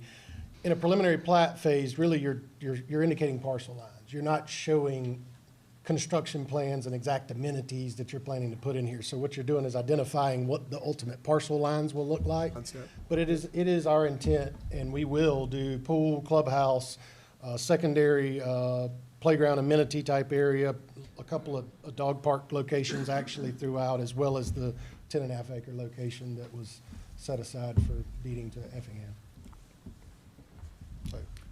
So only one clubhouse and one pool? That, I mean, we've talked to multiple land planners about the amount of pool and clubhouse that you need, and you really, you have to get up at a much higher number than that to need a secondary one. It is our intent to do, we looked at doing two smaller ones, and all the land planning professionals said that was not what was needed, but it's our intent to do a larger, much larger pool than you typically would have seen, pool and clubhouse. But we're not sure exactly, I guess and I know you say this is preliminary plat, but I just feel like that there could be some more specifics regarding exactly, what you're gonna do, because there's a lot up in the air with this. And I don't think it's too hard if you can develop this type of thing to say that this is exactly what we're gonna do. And I know you've got to come back before us, my understanding. But at the same time, then you'll present it and the same discussion will come up. So I don't. No, ma'am, I at don't- that point, you'll have full construction plans, kind of how this, All right, but you go through zoning, you go through preliminary plat to show indicated parcel lines, and then you kind of move forward through a design process. But the same question is gonna be here, because then you will show us where the pool's Correct, gonna those will be answered. yes. But then I guess the question is gonna come back to why I'm against this, okay? Okay. As we had discussion last ma'am. time. I just feel like that there should be less houses and more amenities, or more area for people to just have. You're talking, if you say 550, and I'm just gonna say 550 at the complete build out, if you average 4 people per house, and once again, that's just an approximation, because there's no idea. So you're talking about over 2,000 people here, okay? I just think, where are the kids gonna play? I mean, I know you say you've got that area that you may donate to the county, and that will be nice, but once again, they'll have to go out on the road to get that. So you've got an area, you've got all these people, kids are gonna play, but they're gonna play in the street. And so to me, it would be and I know you don't have to, but this is a PD. So my understanding about PDs is we can stipulate some things on a PD. And I just feel like a little less houses. I am concerned about the density in this area because of the traffic that I brought up last time. Everybody knows that, so I won't, I guess, hash that too much. But I do think a little less houses and a little more amenities and places that the kids can go and play would be something that I would like to see happen before the final Brett, plat what would it was take there. to get access to that 10-acre area from the neighborhood there? I mean, It's across wetlands. let me talk, Neil obviously can provide some insight, but I don't know that wetland goes all the way. I mean, we certainly can provide access in the road right away with a sidewalk or something to that effect. That to me is the easy solution, to provide access from the neighborhood. Well, the easy solution would be just do away with some of the houses instead of instead of, and just Well- have some more open space. Yes, Have some more areas that you can put some tennis courts or pickleball courts or that type of thing, because like I said, I'm going back to over 2,000 people. Well, maybe bring that back when you come back, but I mean, looking at this, there's 14,000 linear feet of trails. There's 41 acres of ponds, donated property is almost 11 acres, another 10 acres of amenity, and then an open space of 48 acres. And I'm not defending them, but I'm thinking that's still a tremendous amount compared to what we had just a few years ago in some of these neighborhoods. Yeah. So what's the number? Well, I don't want to get into that conversation.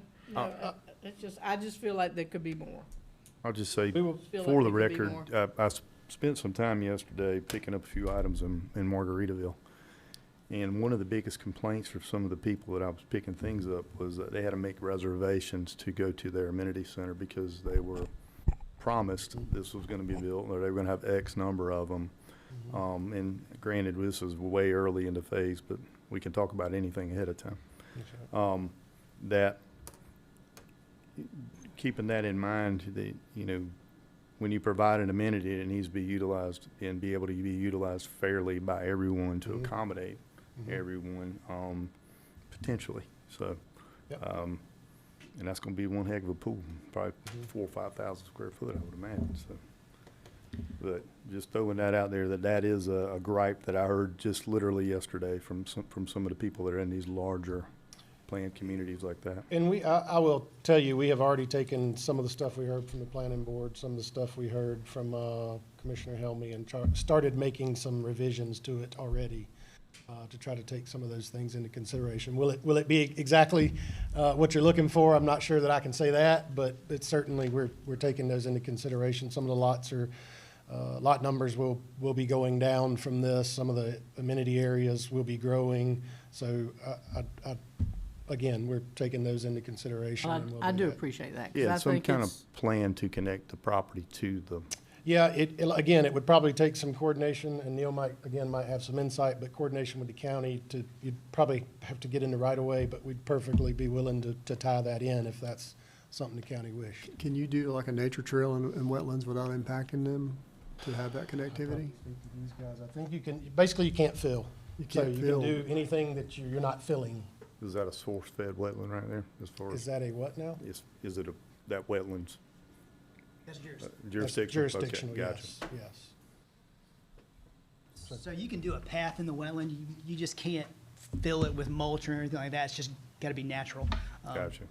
Other than that, you have to have a permit. So you can clear it and have a path, but root structure has to stay the That's right. same, as I understand, okay. Yeah, the minute you start If taking it's out permit, roots. if it's That's right. feasible, you know, it might be really wet, I don't know how wet it is, but.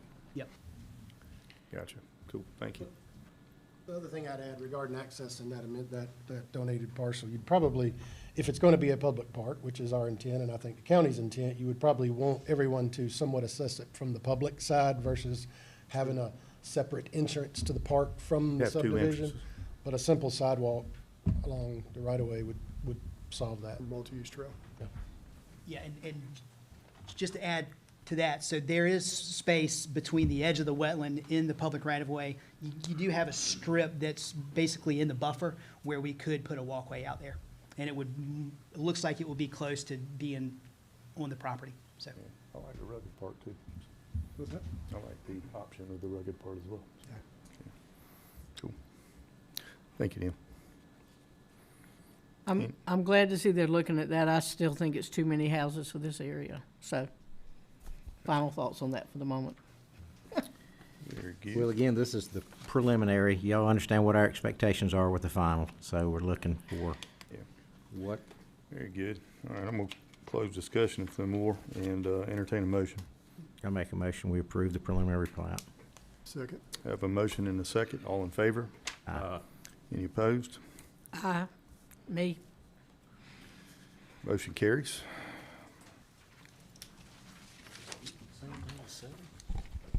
I'm sorry? Number 8, the same thing as 7? Yeah, 8 appears to be, Missing something. That's the same thing, isn't it? yeah, it is the 7 same. and 8? No, it's their Oh, yeah, second that's the one you option told us about. on septic. Oh, It's different? okay. Yes. All right. It's not the same thing? What's the difference? it's the same words. Yeah. It's just different based on utilities. Okay. That's the so- difference. All right, gotcha. Okay. So this approval of a new approval. Number 8, consideration to approve an application by Neil McKenzie as agent for Brett Bennett for a preliminary plat for a Hinley Tract subdivision located on Sand Hill Road, map number 298, parcel number 9 in the 1st District, postponed from November 4, 2025. Thank you, Kimberly Barlett, Senior Planner. So this preliminary plat is with the septic land application system. So this consists of 429 lots. 210 lots would be cottage, 219 lots would be traditional. The wetlands will also be determined through Army Corps of Engineers. The same 100-foot undisturbed buffer and a 50 undisturbed buffer around the entire property. The open space requirement is 20%. This development will provide 52.4% of open space, which includes parks and amenity areas. Covered bus stops have been provided. Each lot will have a total of 3 parking spaces, and this complies with the stipulations from the rezoning. Thank you. So what are we looking at different here? Yeah. So I mean, it's the same- difference here is, this one, so there's a large, just area in the middle that we held out for the LAS Oh, okay. system. So this results in less lots, but when we did the PD text amendment, we had 2 options for the plat, one with public and one with private utilities. This would be the private on-site option. So it does, it results in less lots, but because we had the 2 options in the PD text, we had to have 2 different plats. And the PD text will be approved at the next meeting, which will amend it. But I thought this was going to be connected to public So Yeah, so sewer. do we- this is that's the one, intention. This is in case Okay, I thought it you does said this not. was canceling. This was going to be Yeah. private system. Right. yeah, somebody explain because I don't, All right, so this is this gonna is be- the same preliminary plat that has been before you since the beginning when the zoning happened, when it was gonna be on-site water and sewer, right? Nothing with this right here has changed. This one you're looking at today. What you just approved is the county option for water and sewer, right? And so we have zoning, or had zoning previously for on-site water and sewer. And we now amended the PD that allow you to do either one. And the reason we did that is because the development agreement that's going to outline the terms of the provision of water and sewer is not approved and won't be approved until your next meeting, potentially, or later. So in the event that that development agreement, whatever, we can't come to terms, we're keeping this right, but we are fully committed to the county water and sewer project. But we can't give up this. So why don't we Approval just, right. So why why are don't we we just wait reapproving it? until I don't we I understand. was gonna say, I do would the take. agreement? I think we're fine, we're probably fine without the preliminary plat being approved, honestly.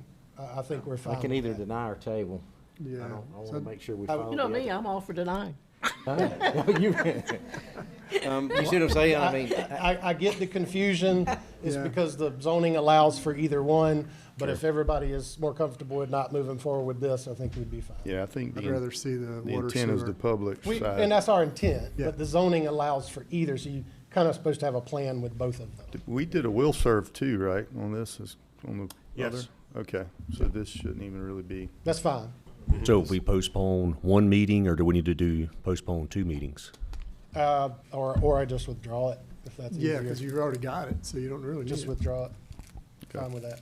cool. Just to avoid confusion. I you're good with apologize. denying, they said? Withdrawal. He's going Oh, withdraw. withdrawing, okay, Withdraw. withdraw, yeah, Okay. okay. Well, that's, All right, so item number 8. sorry, I just wanna make sure I'm understanding. Okay. Item number 8 has been pulled by the presenter. Trying to pull a fast one. Yeah, I was very confused because the words are exactly the same. Okay.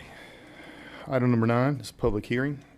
Planning Board recommends denying an application by Adam Wilkinson as agent for JAW Services LLC to rezone plus or minus 5 acres located at 200 Clio Shoney Road from AR1 to AR2 to allow for permitted uses in AR2.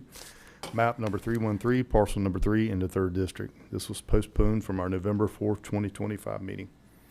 Yes, Mr. Chairman. So the applicant again is proposing to rezone the plus or minus 5 acres to AR2. to subdivide the parcel into 4 lots. These lots will be served by private well and private septic systems.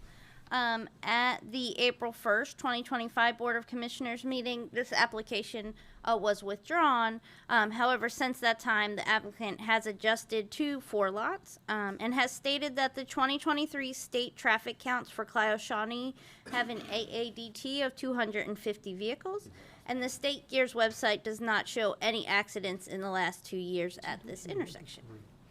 This parcel does fall within the agricultural area on the future land use map, which allows for low-density residential development that is compatible with nearby agricultural uses.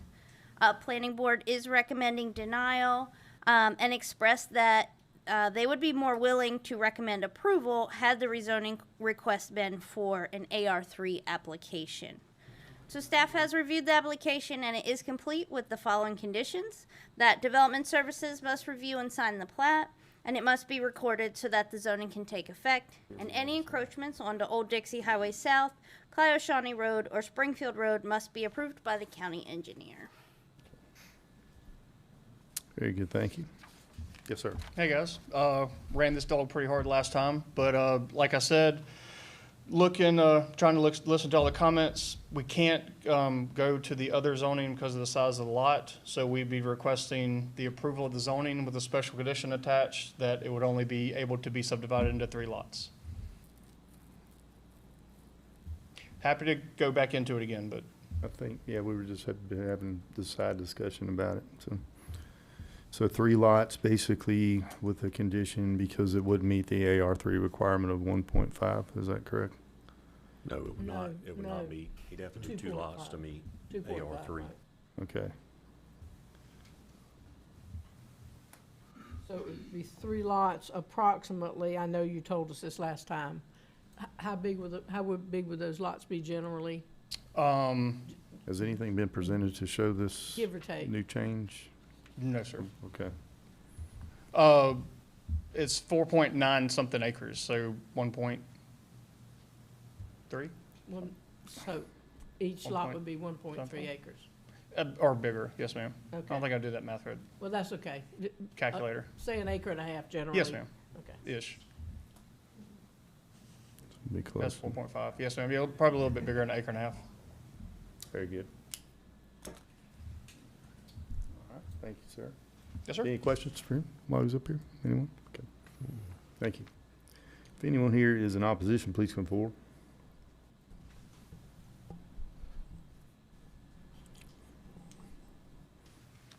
Good evening.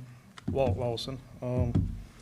I won't be up here long. I know we've been up here several times, and I don't want to keep kicking a dead horse. First, I would like to say that I do appreciate Mr. Wilkinson from the start to now on being willing to change some things. I will quickly, revoice some of my concerns as well as a couple other things is the safety. You are adding, doubling the traffic on that dirt side of that road. There's currently 3 homes on it, and you're wanting to add 3 more on a short dirt road. That does get messy when you get bad weather. Also a concern still is the drainage. There's still, to my knowledge, has not been a soil test done that I think a lot of these questions could have been answered if we'd have just done a simple soil test to present. These 3 lots, of those, how much of that's going to be usable? When we get a good rain, the middle of that property, and you can view it from the highway, it's understanding water. So how much of those are going to be usable? And if we have to build those up, what is that going to do to the backside dirt road that already has drainage problems? Where's that water going to go?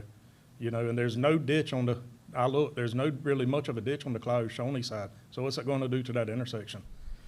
And as far as it's been voiced in the past about the similar lots that are AR2, again, those are family-owned homesteads, one of them being ours that has no intention of being subdivided at any point. And another thing that I do appreciate Mr. Wilkinson coming, but a lot of these meetings that I've been to over time, you see the owners of these properties here at these meetings, showing some kind of initiative. I've yet to see or meet the owner of this property. It's, Mr. Wilkinson, he's done well, but where's the owner in all this? And it's just the timing I have a question with.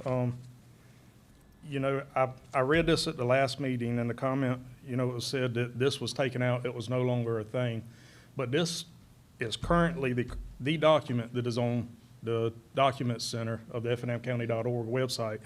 And the subdividing subsection under 5.2 under AR2 is still there, that says a signed affidavit shall be required for the zoning district certifying that the subdivision is intended for family or estate subdivision. So that is, I can send you the link right now. So, Yeah. and matter of fact, AR3 is just under that. So AR3 this is the new document, you know? And with that, you know, I still feel like the timing, yes, the initial application, I think we were kind of thought that it was grandfathered in because AR3 wasn't a thing. Well, after the April meeting, they withdrew that application and reapplied. AR3 was a thing then. So I do think that AR3 fits better. And where we have a concern that there's not enough acreage, a variance can be asked for. It's 1/10 of an acre short. A variance can be asked for AR3, because, I mean, you read AR3, it does say, you know, it's to preserve the rural fabric of the county. And I just think that part of Effingham County, AR3 fits much better. Thank you.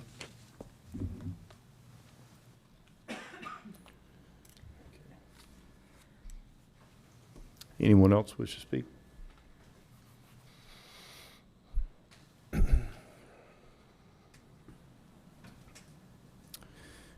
Being there is none, I will close the public hearing and open it for discussion. I apologize for not being in the last meeting. I was showing early signs of the flu, and I had 2 kids that tested positive for the flu, so I was told by my doctor to stay home for 48 hours.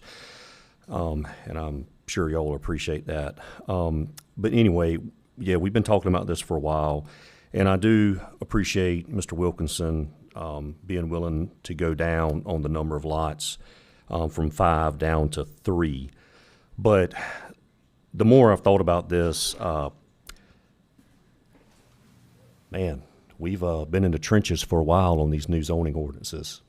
Tons of workshops, tons of time spending on discussion, and I'm glad we put the time in. It was much needed. I appreciate staff after the last application was withdrawn and then it was applied for again. Thank you to staff for trying to, you know, push for or educate on the AR3. Since then, we've had AR3. Most folks that I've noticed in District 3 have been applying for AR3. So I think it's working. So I feel that if we still go with AR2, we spent all this time going through this, and then right out the gate, we're going to fall right back on it and not go with the plan. But again, that's just my opinion. I do have some concerns. There is the curve before the 4-way stop. I know there's been a traffic study done. Appreciate you doing that, but I've still just got concerns on that. But just my opinion, I just feel like I'm definitely going to support the planning board, support staff, and if there's an issue with the second lot not being the correct size and there was a needed variance, I would definitely be in favor of looking at granting that variance or be in favor of that. But just the way it stands today, I just don't feel like we need to go back on what we worked so long and so hard to try to do on these ordinances. So with that being said, I mean, my opinion, I'm going to make a motion to deny the request. So are we looking at, is it 5 acres that's being submitted, Jamie? I think it's just short of 5 acres. Just short of 5? Mm-hmm. And AR3 So he is could requiring, come back at AR3 and get 2 lots? be 2.5 acres, right? Well, he'd still be And if he under has to that get a be- variance on the one lot, I mean, I would be in favor of Support of that. supporting that due to the unique circumstances. Right. Yeah, the property is kind of odd shaped here. What is it? You're just cutting out a portion of 26.4 acres, correct? On this particular one? No, it's just that parcel's by itself. Okay. Maybe I'm looking at the cumulative total here Mm-hmm. of the whole state. I'll second this. I appreciate, you've been very, there's part of me that says I hate it because you've been very cooperative in trying to work. But I've already stated this before. If we're gonna try to not let AR2 become a development parcel zoning, then I think we do have to stick with what we said, particularly in the 3rd district, because that district, and I hope a little bit in the 4th too, you know, that we were gonna try to preserve some of that rural. So, I'll second your motion. Okay, we have a motion and a second on the floor for denial. All in favor? Aye. None opposed, motion carries. We'll be moving on to item number 11, consideration to approve an application by Joseph Zettler for conditional use located at 894 Little McCall Road to allow for a rural business in AR1, map number 345, parcel number 38 in the 3rd district. This is a public hearing. Thank you. Kimberly Bartlett, Senior Planner. Okay, this parcel totals 16.5 acres. It's just south of Highway 119 and directly across from the newly approved solar farm. The applicant has requested a conditional use for a rural business involving mulching operations, wood repurposing, and storage of equipment and materials on site. Services include a drop point for tree services and land clearing companies. Only clean material, trees, stumps, and limbs. The material will be repurposed into firewood and mulch to be sold to the community and donated to charitable institutions. The operation site includes a burn pile, mulch pile, unprocessed wood pile, and wood splitting operations. Operating days and hours are Monday through Saturday, 8 to 5, no operations on Sunday. Expected visitors include the company anticipates approximately 5 to 10 vehicles per day, including customer pickups and commercial drop-offs from tree services. Equipment to be used on site: excavator, tractor, log splitter, chainsaw, and grinder, which are used only quarterly and not daily.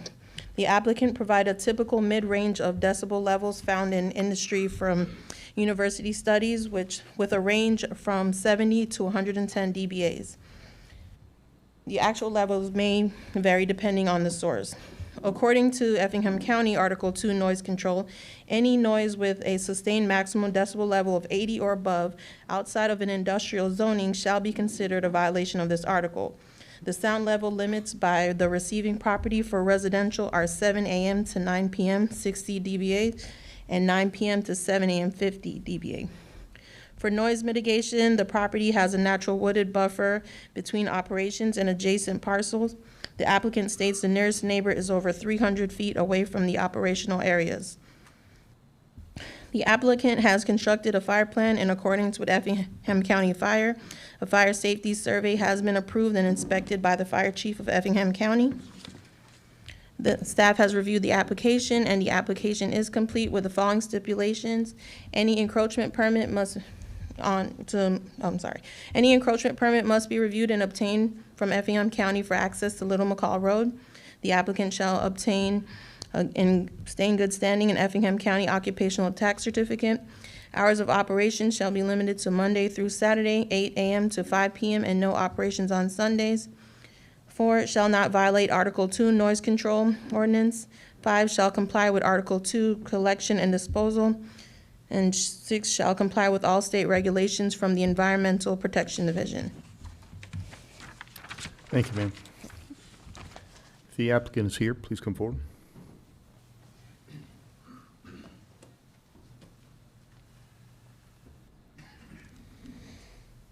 Thank you, sir. Do you want to lead off? Do you have any questions or anything for him? Or? I'd like to start, since the last meeting was kind of confusion, things didn't get passed. Maybe a little introduction to myself. Joseph Powell Zettler Jr. I've lived in Effingham most of my life, with the exception of when I served 4 years in the Marine Corps, and then in the private sector for about 12 years. I spent in Iraq and Afghanistan. After that, I moved into the oil field. That's where I work now. I've been in the oil field for about 15 years. My family owned the property that's in question.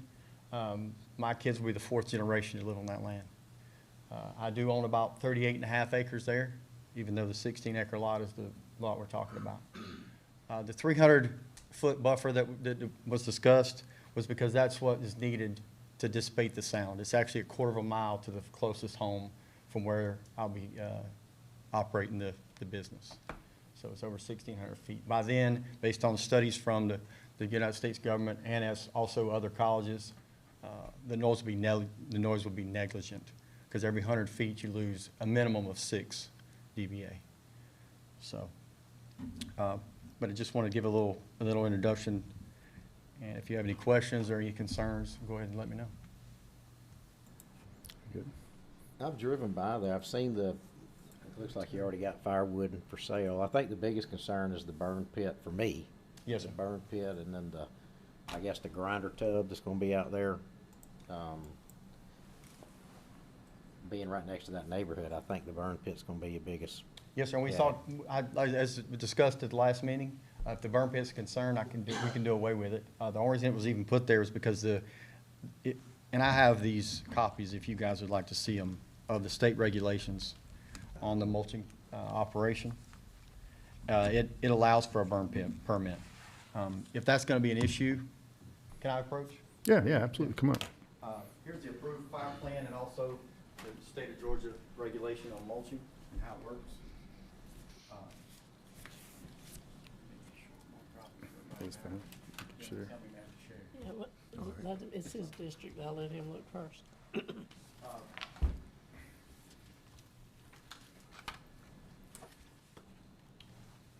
But yeah, it's regulated by the state, and the mulching, the grinding, as you were saying, the way the state regulates it is every 90 days you have to process the material after it's dropped.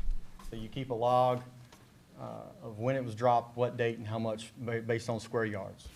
After 90 days, it has to be repurposed into some type of other material. So the grinding would only be done on a quarterly basis. It wouldn't be something where the grinder would be sitting out there every day and just steady going away grinding. So you would rent the grinder Yes, ma'am. periodically? Yes, ma'am. So I've already looked into that, talked to several local guys that would bring the grinder in, and it'd be, 3 or 4 or 5 days, depending on how big the pile was, every quarter. And then what would happen with the mulch? So the mulch would be sold for, people that want to landscape, or you can use it for erosion control. I've spoken to other people want to use it for roads and stuff on their property, versus buying dirt or gravel. Landscape businesses will buy it. Yes, sir. And then the majority of the material is going to be used, like the bigger material, will be used for firewood. So the mulching is just for the brush and the smaller stuff, or, occasionally get some rotten stuff that wouldn't make good firewood. Just my 2 cents is the burning is the only thing I'd be opposed to. It's an easy fix. Yes, sir. Because I just get so many complaints from neighborhoods, and you're 1,600 feet at a go to the neighborhood. Yes, sir. Other than that, I see nothing wrong with it.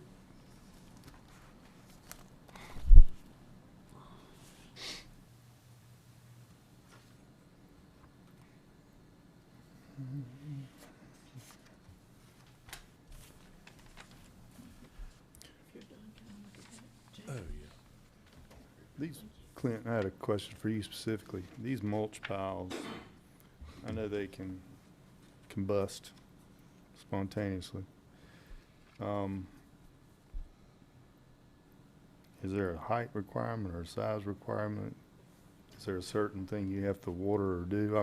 I'm sure you got the answer, but I'm gonna talk to the subject matter expert here. I think it's moisture and time. The 2 elements. See the other one too? Oh, yes, sir. There are good practices that I'm sure you probably got as well. We encountered this during our mulching for the disaster debris last year. But yeah, Georgia EPD actually gives guidelines for how tall it could be, how large your piles can be before they have to be separated by certain distances. Gotcha. I grew up by a paper mill, and one of them's gone up before, and it's pretty gnarly.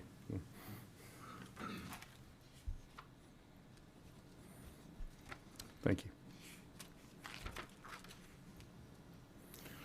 Very good. Anyone else here for? If so, please come forward.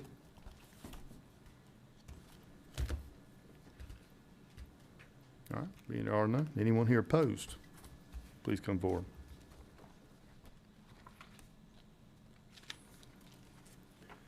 So I don't see anyone. I'll close the public hearing and I'll open to discussion. I'm familiar with the property and the operation, the design that he's shown us here. Design sets up well for that kind of business, open area. You know, I know Clarence Wright and Travis Morgan would probably like to have something like this with their tree service business, but and it looks like you've definitely done a lot of research. We've had a couple conversations, and I know you've looked into it, and this is, you know, technically considered an agriculture operation, but and I know you've done the sound study as well, and you've talked about that, but just my opinion, and I could be out in left field away from the board, but it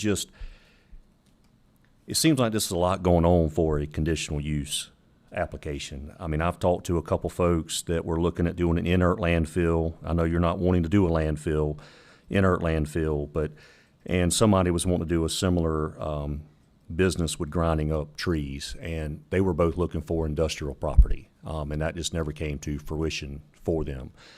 And just, however, you know, you may maintain this well and do good, but the thing that concerns me is we approve this through a conditional use, and all of a sudden we have this popping up all over North Effingham, more requests. And that's just a concern. It's still a concern with, I know you said quarterly the grinder would come in.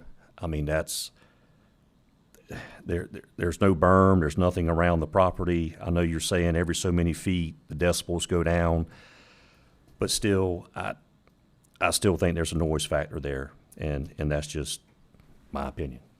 That's just some concerns I have. If it was just a firewood business, I mean, this is moving a step above just selling firewood. I mean, but I see what you're saying, that if it was a total rezoning, that would be a whole different issue. But I feel like that's the whole reason that the state's already documented that it's considered an ag. It's agriculture. It doesn't need to be rezoned. I just think it's bigger. Like I said, it's a firewood splitting business, it's selling firewood. But it's gonna get bigger than you think. That 16 acres is gonna be covered, I'm afraid. Well, no, so that's the reason I have the plat. And that's also something that I brought up to Jamie. The state regulates to the point where if the material's not being moved if I have 12 months to move 75% of the material, if it's not being moved, then I have to close until I can move the material. There's limits on how big I can get. I don't intend to get that big, nor would the state let me, based on the regulations, the guidelines from the state. I understand your concern that I'm gonna clear 16, but I live on this property as well. So I don't intend to get much bigger than it is, other than the field that's already cleared, been that way for some time now. What's the present zoning around there? Agricultural, I think, isn't it? It's ag. You got What is this? Abbey Lane through the woods. Okay, so Abbey Lane's directly, I guess, south. Yes, so, yeah, that's what's up. The first house in Abbey Lane that butts up to my property is actually 1,600 feet from there to where I'll be operating. Mm-hmm. And I wouldn't be able to expand much more anyway because of the wetlands between myself and Abbey Lane.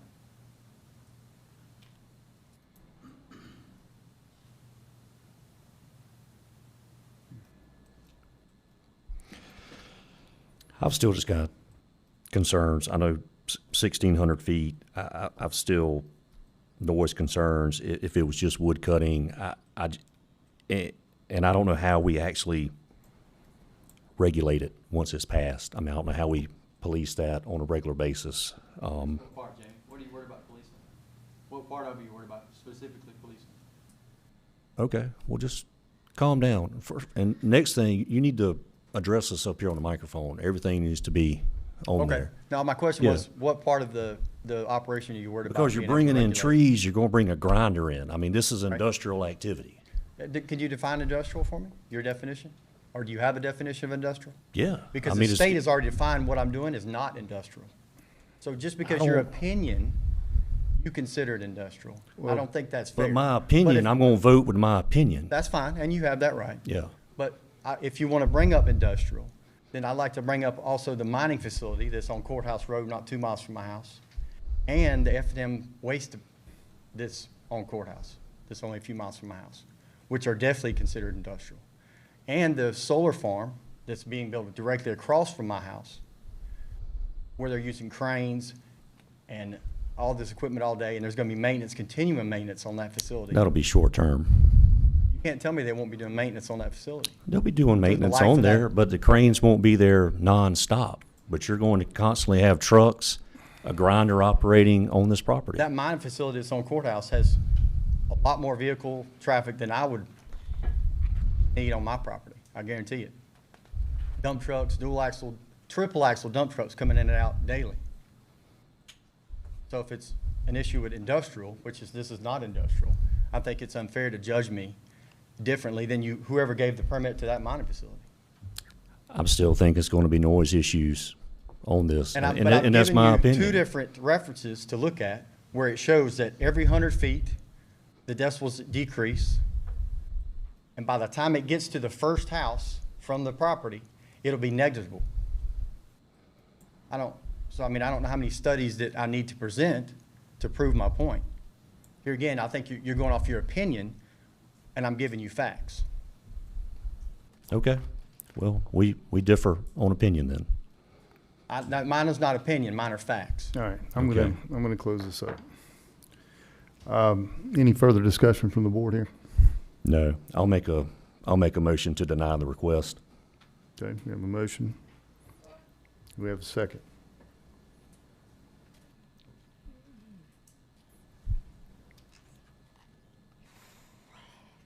I'm going to second because I believe that this is a step above just a conditional use. If it was just splitting wood for firewood, I could tolerate it, but the grinding and the storing and the mulch pile and all that, that's bigger than just a conditional use in my opinion. For me, I'm on the fence, but that's, every commissioner lives in a district for a reason, so we, could encounter what we are around every day. Okay, so we have a motion and a second. I'll call for all in favor? Aye. Aye. None opposed, motion carries. All right, that moves us to.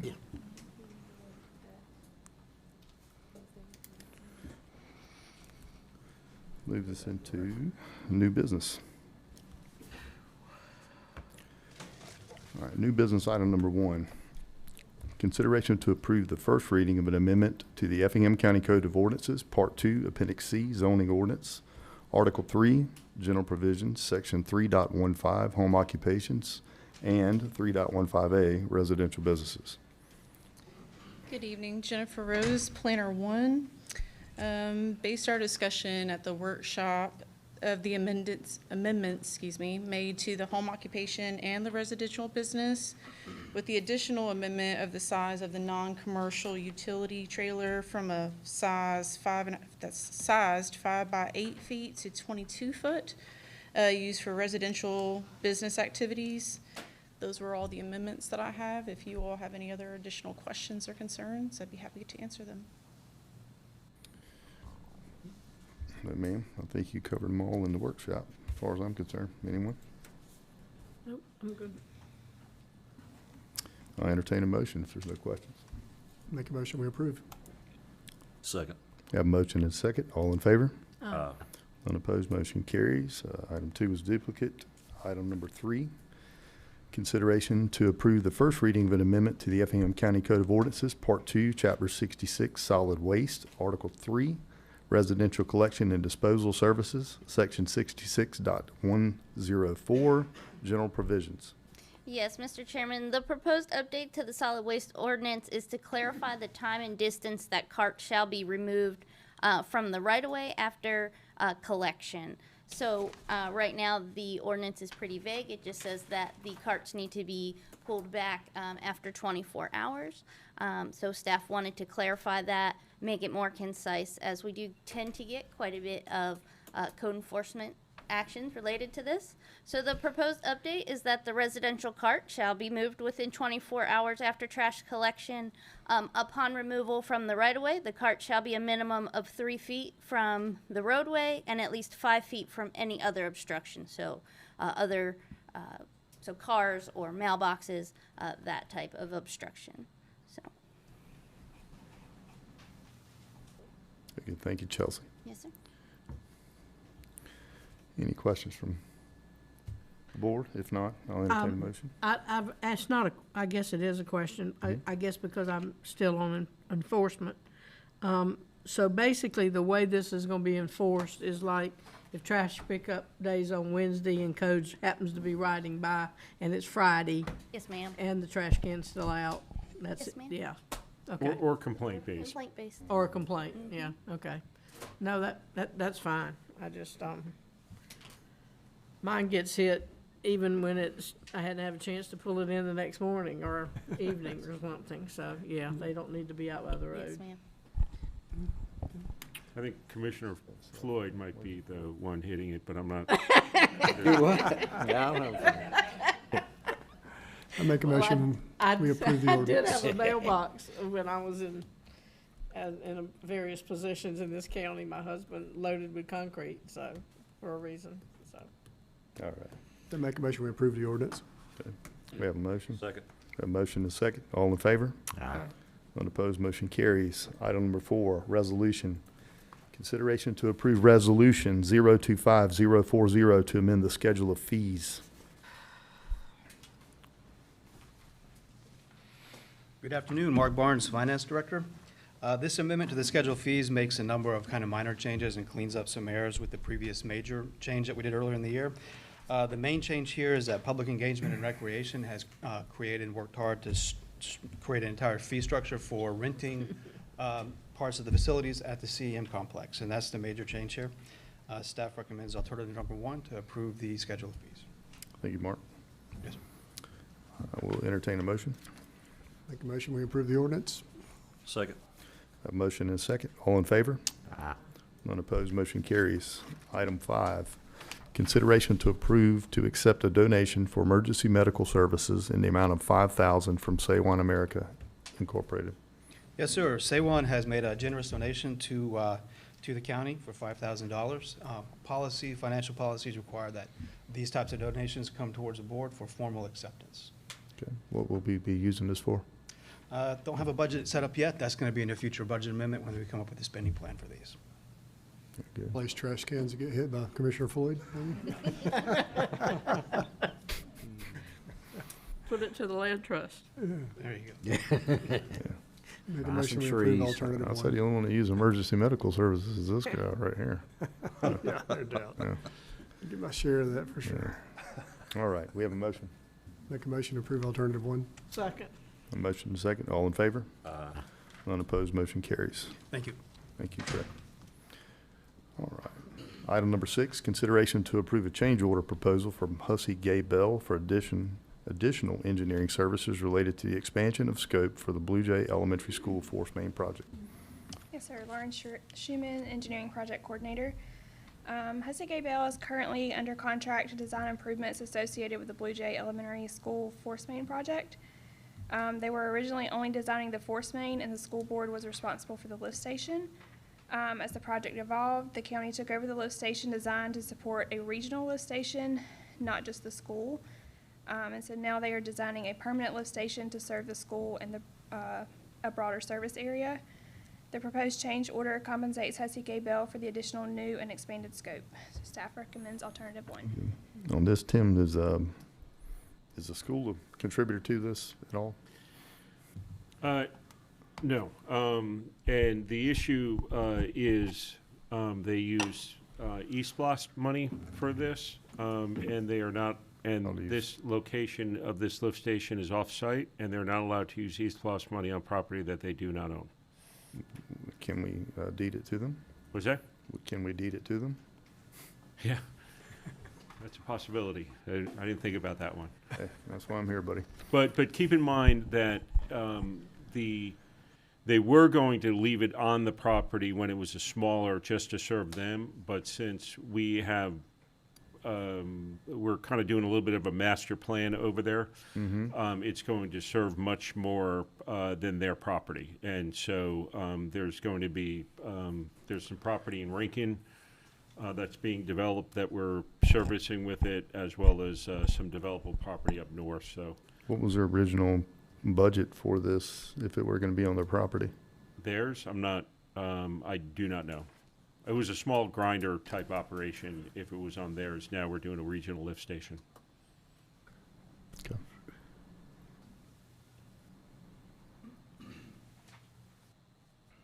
Any other questions? I'll make a motion to approve the change order. Second. We have a motion and a second. All in favor? None opposed, motion carries. Item 7, consideration to approve fiscal year 26 amendments to the inmate labor agreements with the cities of Guyton, Springfield, Rankin, and Port Wentworth for one-year renewals and fee updates based on fiscal year 26 correctional officer salary averages and service delivery strategy, cost share adjustments. Good afternoon. Danielle Carver, Procurement and Contracts Manager. So these are the annual fiscal year 26 inmate labor agreements, amendments for Guyton, Springfield, Rankin, and Port Wentworth. Each amendment renews the contract for one additional year and updates the fees based on the fiscal year 26 correctional officer average salary or the applicable SDS cost share credit. These amendments ensure continued inmate work crew support for each municipality. So staff recommends alternative 1.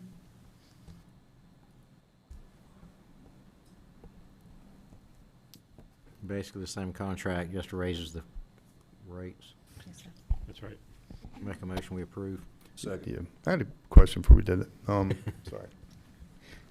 Always jump again. Almost there. The inmate labor we're providing, is that county equipment that they're using to?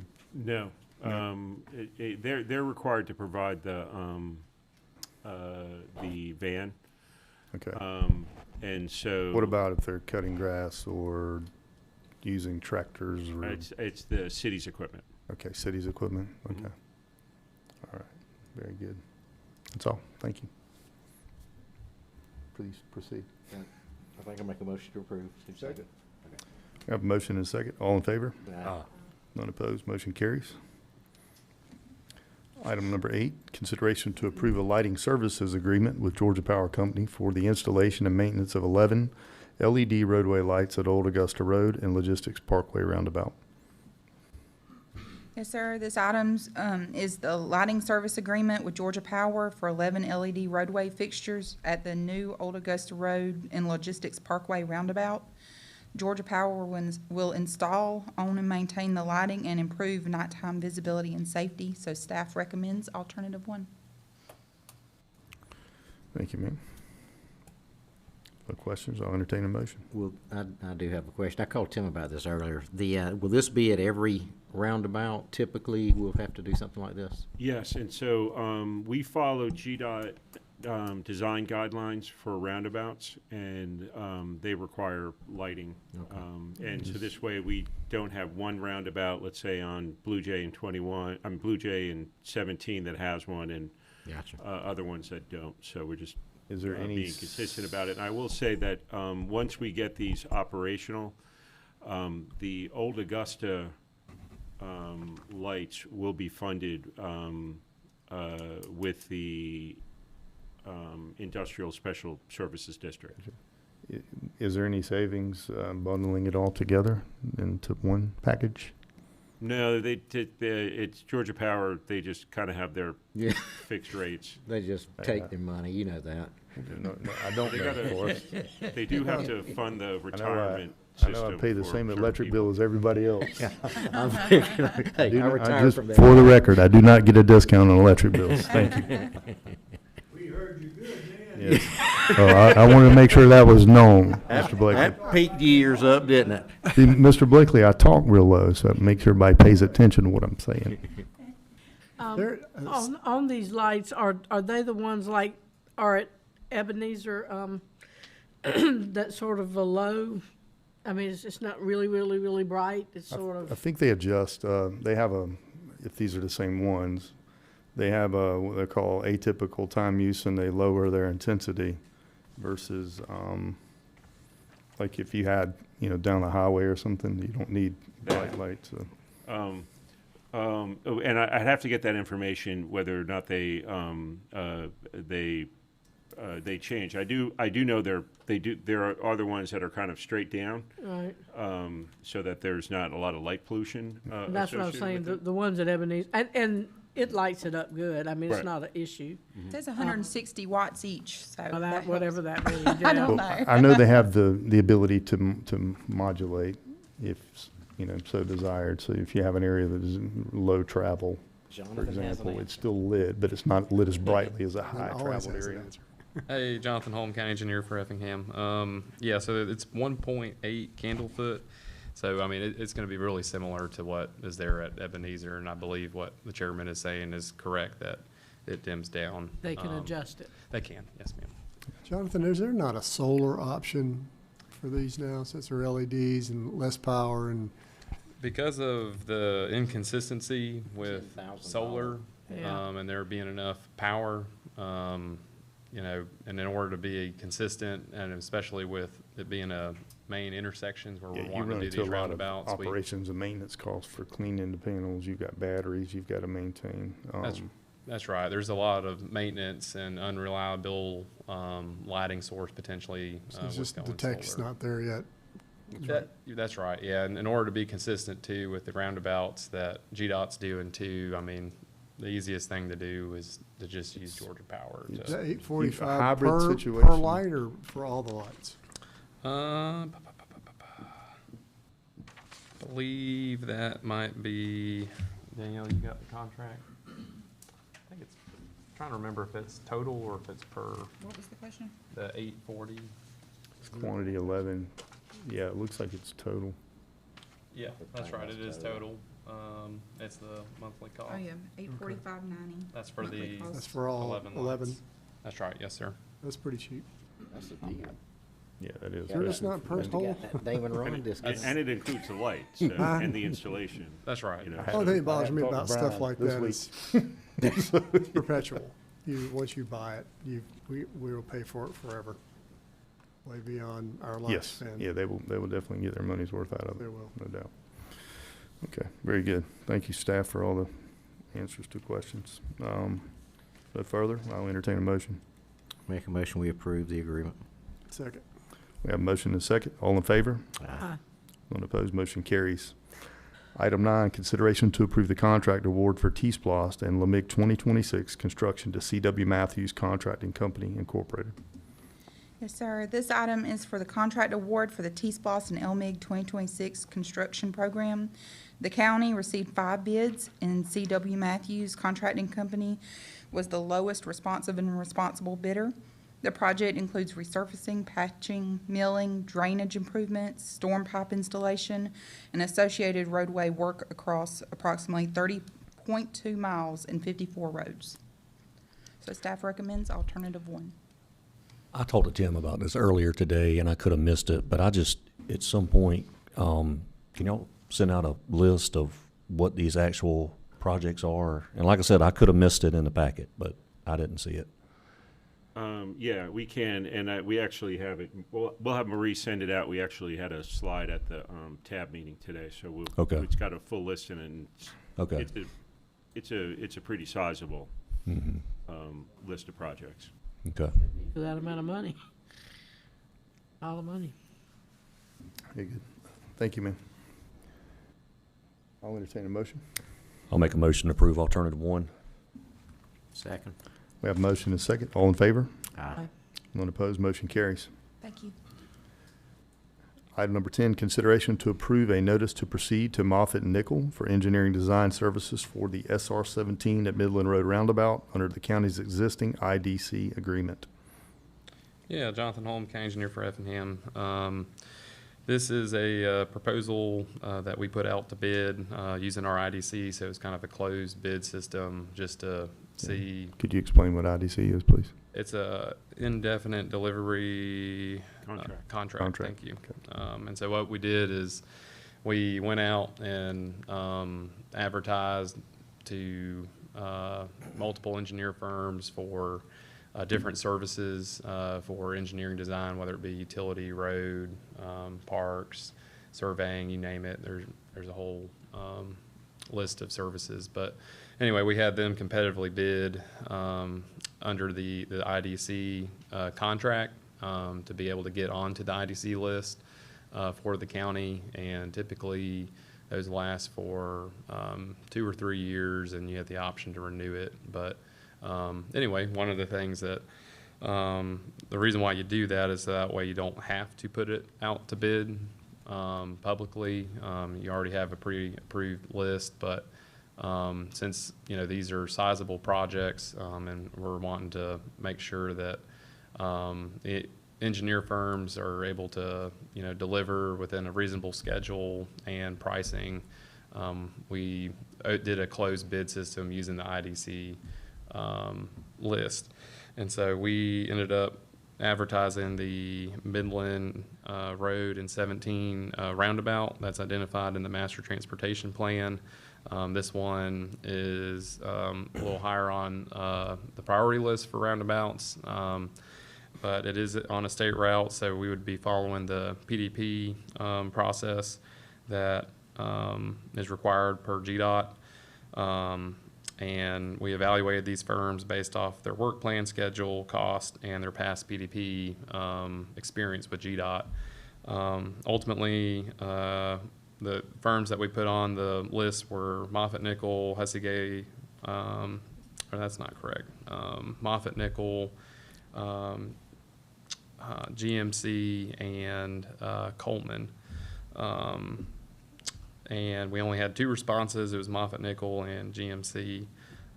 Ultimately, Moffatt Nickel had the cheapest proposal, amount of hours put towards it, and then also the faster delivery schedule. So staff is recommending that we move forward with Moffatt Nickel for $288,080. And this is for the design. Whenever they finish with this, that's something we can put out for bid. I mean, we're ready to go to bid at that point. Yes, sir. Yeah. So we would, based off their schedule that they provided, a year.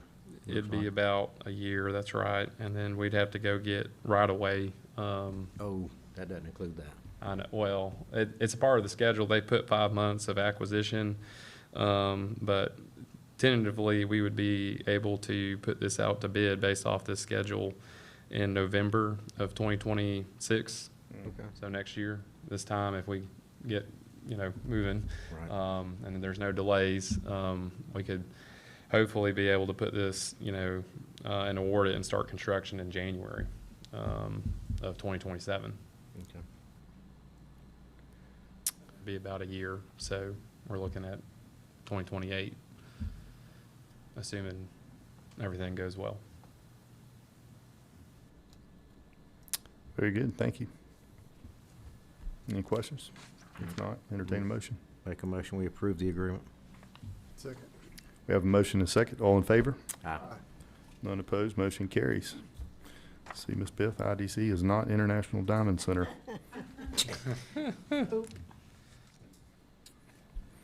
Item 11, consideration to approve a proposal with Goodwin Mills Kaywood for professional services associated with the implementation of a stormwater utility user fee in Effingham County.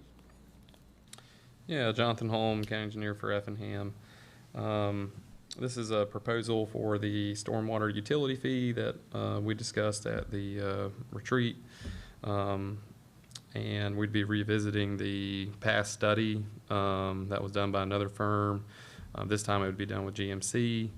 GMC has experience. They're currently doing the stormwater utility fee study right now with the city of Savannah.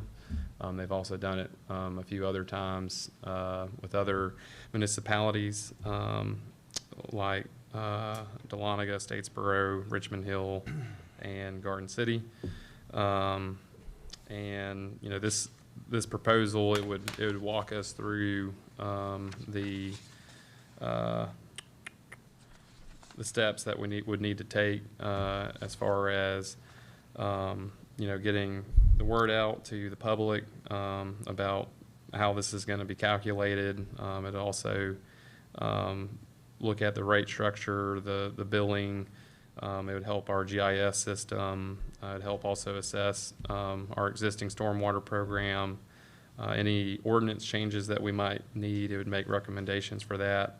And then ultimately would have a report, and then also, a training module for, the staff here on the customer side to be able to, actually implement, the stormwater fee. Just as a overall, and I'm sure, Tim, you might jump in on this, but, generally we're looking to revise what we were doing previously to, provide some kind of, standard. We'd just be looking at doing a fee based off of the impervious area, and not, looking to provide a fee based off of the land that's there. So, and then there would be like a standard deduction almost, or, I might not have the right verbiage. Farmers that have a field, they would not be assessed. That's right. Stormwater. That's right. And there'd be like a standard deduction, or a standard, you'd have like a coverage of, whatever the study would come up with. Let's just say it's 4,000 square feet. If you're under that 4,000 square feet with your roof coverage and your driveway, you would be covered, I think maybe through the fire fee or another source. Through the insurance fee. And Okay. so the way that we plan on making working this is that we get our insurance premium tax, and we have very limited uses that we could use that for. Fees are one of them. And so this would be to, we'd essentially use those revenues to provide a credit for, let's say, the first 4,000 square feet or 4,500 square feet. And then the property owners would only be paying after that of impervious surface. With this study that they're doing, identify private property access that we may need, so that we may be able to work some agreements out with those as far as the storm drain off areas and all that. So the study, wouldn't necessarily get into the implementation of like the easements and all that, but this would help fund, money to get drainage easements if we needed to. And a lot of that was done with the master plan that was completed about a year ago. And so this would provide a revenue source for maintenance, and a revenue source for capital improvements to the system as well that are recommended in that master plan. Just, word on the street, just from this being on the agenda, was they're coming to take our property for stormwater. And want to explain that if we have access to an easement, with the owner's permission to clear a beaver dam or something like that, then the intent's not to take their property. It's just to. Well, the preference is always an easement, not an acquisition. Correct. And it's a maintenance easement, so hopefully, a lot of the property owners would realize that it's to their benefit because we're actually cleaning out these outlets. Right. To your point, beaver dams and debris after storms and Or stuff like that. potentially identifying someone dumping stuff that is obstructing natural Correct. flow there, so. That's right. Yeah, I get countless phone calls that I could bore the board with, about drainage issues that occur on private property that we can't get access to, or we don't have permission to go on because we don't have an easement. This fee would, again, be a funding revenue for being able to serve the public better. Thanks, Yeah, sir. yeah. I'm probably gonna be an odd man out on this one, but I think we're feed to death. I think just a lot of the property tax and a lot of some of these new things that's come out on fees, I'd like to pause this and discuss this more. It's just where I'm at with it right now. I don't think it's good timing. I think it needs to be discussed further and make sure it is a fee, not a tax, or a tax, not a fee. And where we go with this and what the amounts are gonna equal out to the homeowners and everything. I'm just not. Is I'm there not on other board with this areas right that now. implemented these already that we have a rough? Yes, and so if I can add to, that's exactly what we're doing here. We are not implementing a fee here. We are implementing a study. To get a fee. To determine how that would be done, the legality of it, and the scope of it. Right, I understand. but Okay, we're I just want to paying- make sure We're paying you knew in that. order to determine if we can charge a fee. And I'm not on board with that yet, so that's just my, that's just it. The goal is no, because, and just to answer the question, simply because the goal is to have the residents covered by a credit from the insurance premium tax, application of the insurance premium tax. So This is that- really for the large impervious surface folks, like the warehouses, large retail areas with large paved parking areas that have an enormous amount of impervious surface and affect stormwater more. Is this something that can be overlaid, or does it have to be a countywide rollout? So that's something that we will get into with the study. So I mean, again, we're not coming See the to, impervious thing, you know, those heavy.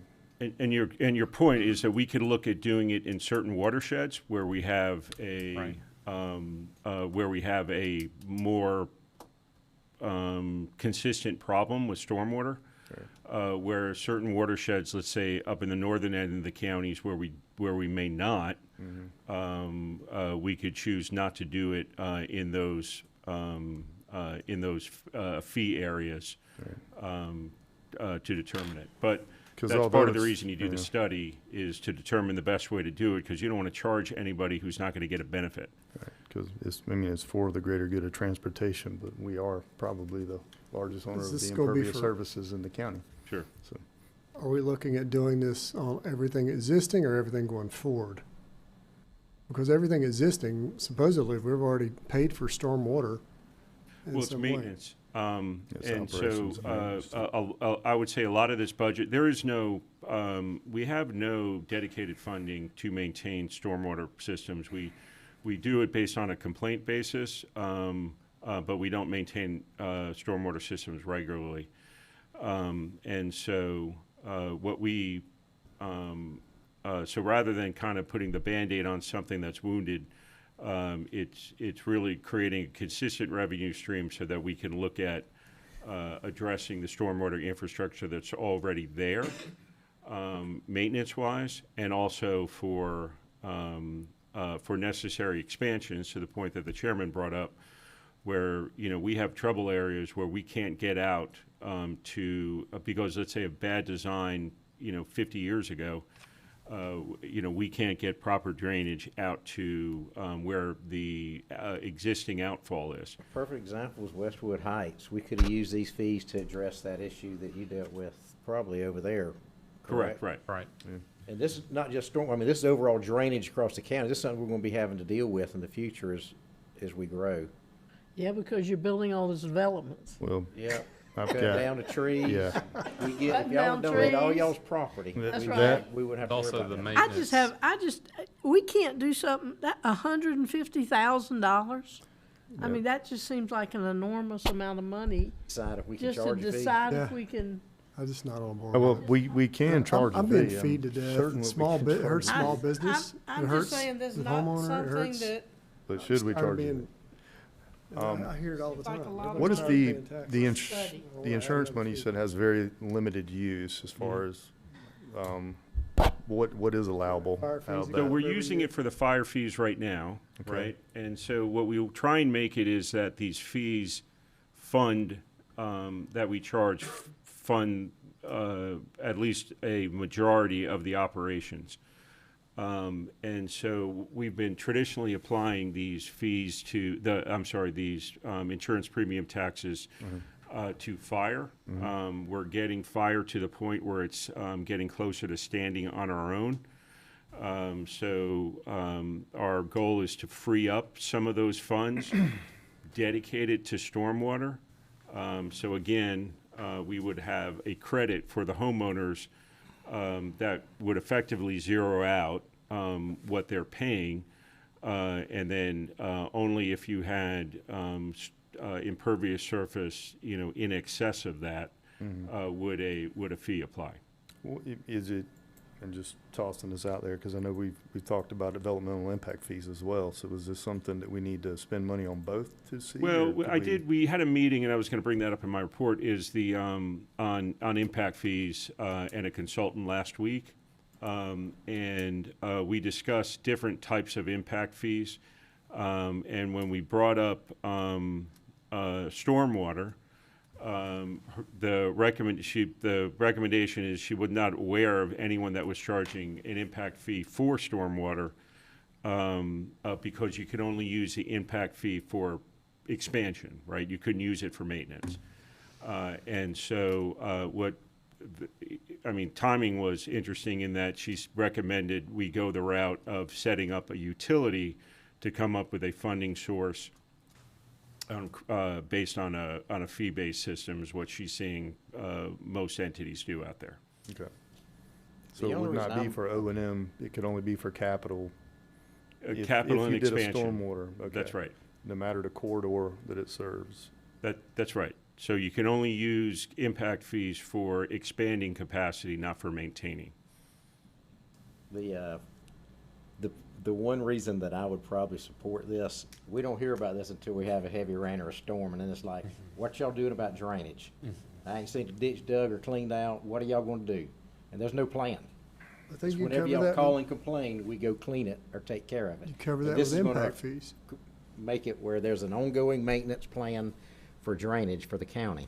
You could cover that Well, with what does impact fees. EOM do? Isn't that part of EOM's? Yeah, every time we have a complaint, they go clean it. But to my point on EOM is that the way we operate stormwater right now is we operate it on essentially, we do some maintenance, right, limited based on the resources that we have. But for the most part, we are operating based on a service call basis. So the impact fees right? So we're cannot not be doing used regular full-time maintenance of culverts. Sorry. And quite frankly, we rarely ever replace a culvert in the county.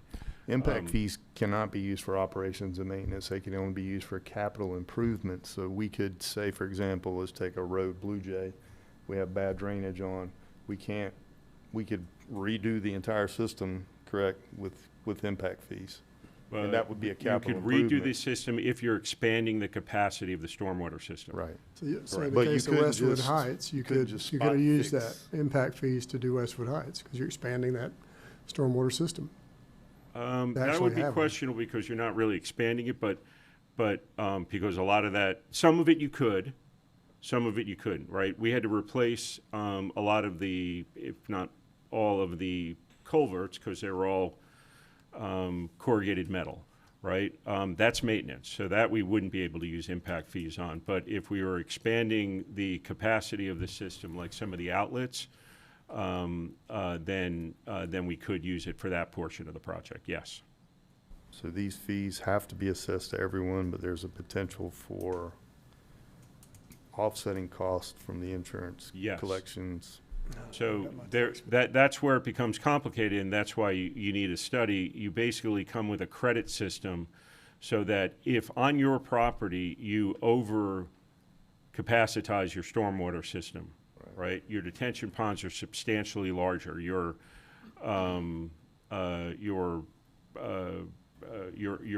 on-site storage, whether it's pipes or whatever, goes above and beyond, let's say, the county requirements.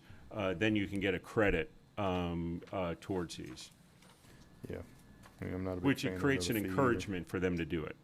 I mean, don't get me wrong. The other option is on this. We just simply we fund it with Comes out of general with property fund. tax, right, and just do it kind of blanket across. Can it be based T-Splost on fund that as value. well? What's that? Can T-Splost fund It can fund some if the drainage is related to road work, right? So let's say on Blue Jay, you can use T-Splost, some T-Splost funds on But that. we're spending all that paving and improving roads. Well, and I'll say this, I mean, if there's an can you pay? emergency repair, which will happen with drainage Sure. in a neighborhood I'm getting that's hammered. not on a road, We're getting hammered. Well, I mean, I hate to see our roads get washed out too, that we just put down if we don't have adequate drainage. So right? there's- And we do have a number of pipes in the Properties county together, that need to be Effingham, lined. it's kicking. And finding funding for lining our existing infrastructure is gonna be I know if I'm a paying lot them, cheaper, mine would be spot. versus having to do a full replacement or, when that time occurs. So, I mean, doing a study to get some kind of funding source established, I think it benefits the county. And I'll kind of add this, if you recall when, 6 years ago prior to T-Splost, right, we only had one real funding source for roads, right? That was LMIG, right? That was inadequate to maintain our roads at the current level, right? So because of that, the roads were, slowly deteriorating over time. So that's a similar situation that we have in stormwater. So how would Right. GMC cover us legally? Do they have lawyers that are gonna be looking at this? What's that? How's GMC gonna make sure we're covered legally on this? Oh, we're gonna go through the stormwater process, and to your point, the stormwater, at least, that the stormwater fee was recently, for Athens Clarke County, was recently upheld by the Supreme Court, so, by the Georgia Supreme Court. So I do think it's one of the things they'll be looking at is what they did. Because that's already got essential stamp of approval. Okay. So the full list of what GMC has done, this is why I'd recommend GMC, is they have already approved and gone through the process with other municipalities like Dahlonega, Milledgeville, Brunswick, Peachtree, Conyers, Cornelia, Richmond Hill, Sononia, Statesboro, Albany, Camellia, Duluth, Amaris, and Garden City, and they are currently working on Thomasville, St. Mary's, Kingsland, Henry County, and the city of Savannah currently. So, I mean, as far as subject matter experts for this specific, study and getting it to the finish line, I mean, I would argue GMC is very well versed with a lot of different municipalities and communities, Yeah. whether it's a city or a county. Sometimes my logic is backwards to know what, before you have a fee, would you want to know what your, total product's going to be to determine how you're going to pay for the That's right. fee? Or use the fee to pay for said product. I mean, we don't really have a valuation on what the entire project would be to Yeah, get I'd it. like to see what we expect people to pay after this, Get it done, but- before I sign off Yeah, I on know. this. But we're not implementing, this is just, The That's study. $150,000 just to study it. I know, and that's pretty, I'm still stuck on the $150,000. I don't deny anything that's been said, that we need to have something in place to deal with stormwater and so forth, but I'm sort of with you, Roger, about this. It just seems like every time we turn around, we're looking at, we want more and more and more and more, and I'd just like to look at, I don't know, is there something that we can look at internally for the moment before we pay somebody $150,000 to maybe tell us a lot of stuff we already know? I don't know. I'm not saying it doesn't need to be done. I just think that's a pretty hefty price tag. Well, if we don't do a fee, and we do property taxes, then we don't need a study. I'm not, Right. and I'm not saying, but it does seem like every time my tax bill alone, it was $700, $800 worth of different types of fees and stuff.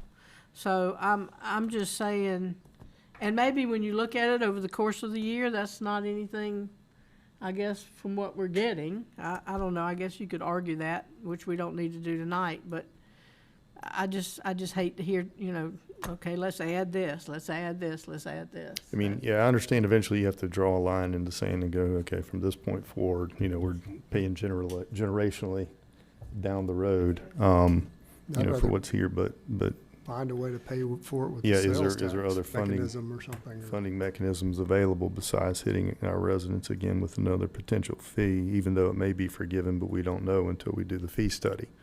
So, we don't know until we know what the total cost of the project is going to be to see if the fees would cover what. The only part I'm saying is I just think that's just a pile of money for a study. And There's a lot of unknowns. there, There's too. a lot of unknowns. So. I know there's no drainage plan for this county. Yeah. And I think it's important we get one, because when I first was elected, it was what y'all gonna do about the Well, roads? that's And my we have question. addressed the roads, and this is the next thing that's coming. Do we have a drainage plan, or should we spend the money on the drainage plan? Well, I mean, and like Tim said, we don't have to do it, we're just gonna pay it out of general funds. Right, we have a master plan, but we just have no funding source. So the master plan has a cost association with it, kind of, sort of, from a budgeting standpoint? Yeah, it does. The capital improvement projects that are identified in the master stormwater plan, they have a cost estimate with them, but how are we actually funding those projects? Right, and as we know, longer kick can road, more expensive it gets, so. That's right. I just think we could find a way to fund this in another way. There's gotta be another way within our budget to do Well, maybe something this study different. would determine that too, Roger. I mean, it's kind of a. Well, I don't know, in the And scope that's of this, I don't think it would look at other funding sources, it's just gonna look at this funding source. It's going to look at existing rate structures and alternatives. Guess I shouldn't have said we Is don't task have a plan. 4. I think, well, I'm gonna kill this. We beat this horse to death, and let's just call for a motion. That was a call for a motion. I'm gonna make a motion to support it. I think that it's something that we're gonna eventually need, and I think we need to know how we're gonna pay for this, the drainage that we're gonna need here in the county. Good. That's just my opinion. We have a motion on the floor. Do we have a second? I'll second. We have a motion and a second. All in favor? Any opposed? Yeah, No. I think I'm gonna vote no too. Sound to me, huh? Oh, he how gets a about that? vote. I get to finally This vote. guy. Let's zoom the camera in. That's right. You're on the spot. Although I do not, agree with another fee, I do believe that we do need to spend this money to see what is available to us for funding sources, and in the meantime, challenge staff with coming up with alternatives outside of charging any of our residents for anything. And I believe there's some ways that we could do that. So in the interest of moving forward, I'll vote yes. Motion passes. I hope I don't have to pay extra for my paved driveway. Mr. Now you know who to blame. Yeah, you can blame me, Mr. Blakely. You got my phone number. I don't want your address. I'll give you the gate Paved code. your whole driveway? Huh? I said, your entire driveway's paved?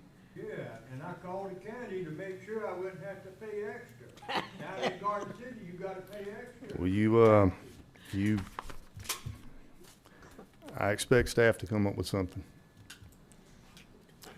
All right, moving into reports from commissioners and administrative staff. I just got, I do have a need for an executive session on several items, but just real quick, a couple of things. We did have a meeting on, as I mentioned earlier, on impact fees. We will, one of the things we've determined is that we cannot re-implement the existing fees that we have zeroed out on the books, and so we're really going to have to start the process from scratch. Okay.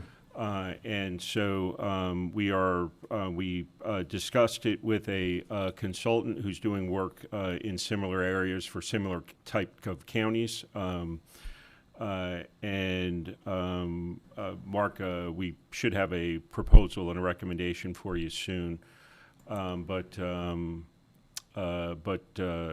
Process is probably going to take approximately a year. The state is very particular on the implementation and calculation process for impact fees. So it's a very deliberate process. And while we're doing that, if we're gonna do it, are we researching someone to administratively handle that for us as well? And they can do, not only they could do that if you wanted them to, the consultant, but more importantly, they train our administratively staff. audit us, Yes, they excuse me. train our staff on how to do the regular maintenance of the impact fee program. Gotcha. Yeah, we don't need to play around with that one. And lastly, I'm excited to say that we got a mobile speed sign delivered and built today. I got informed on it. And this is really when you have those trouble spots on your roads, it can essentially accomplishes two things. One of them, it's going to flash your speed, so let folks know. You'll put the speed limit in there. It'll let folks know if they're speeding and so on, and calculate it out. That does help in slowing folks down. But it also collects data for us. And so if we're hearing from folks that, that there's constant speeding on the road, and we put this thing out there and it confirms it, that's information we can share with the sheriff's office. I'm asking to put it in Meldrum first. Okay. Well, we already have them there, don't we? I think, but and Enron Station is one of the ones that we were thinking of, but there's other places as well.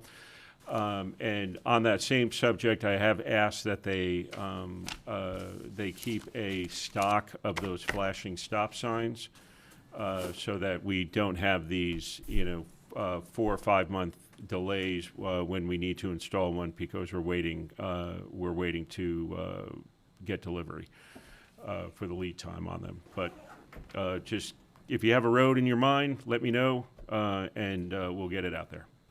Good, thank you. And that's it. Miss Beth?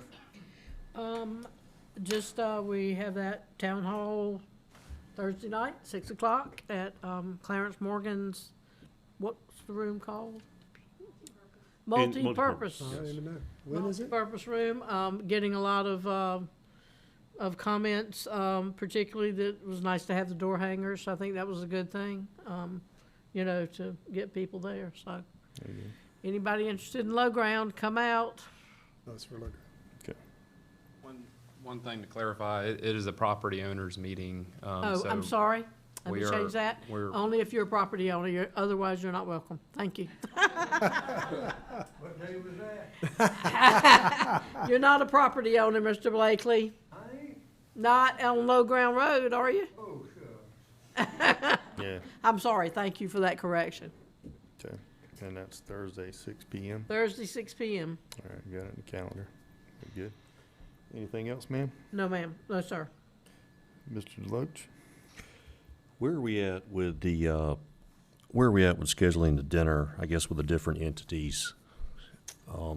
I just approved an email to send out. I think we're going to start with Brinken, I think, on that. But Marie is sending out that email. It'll be this week. Okay.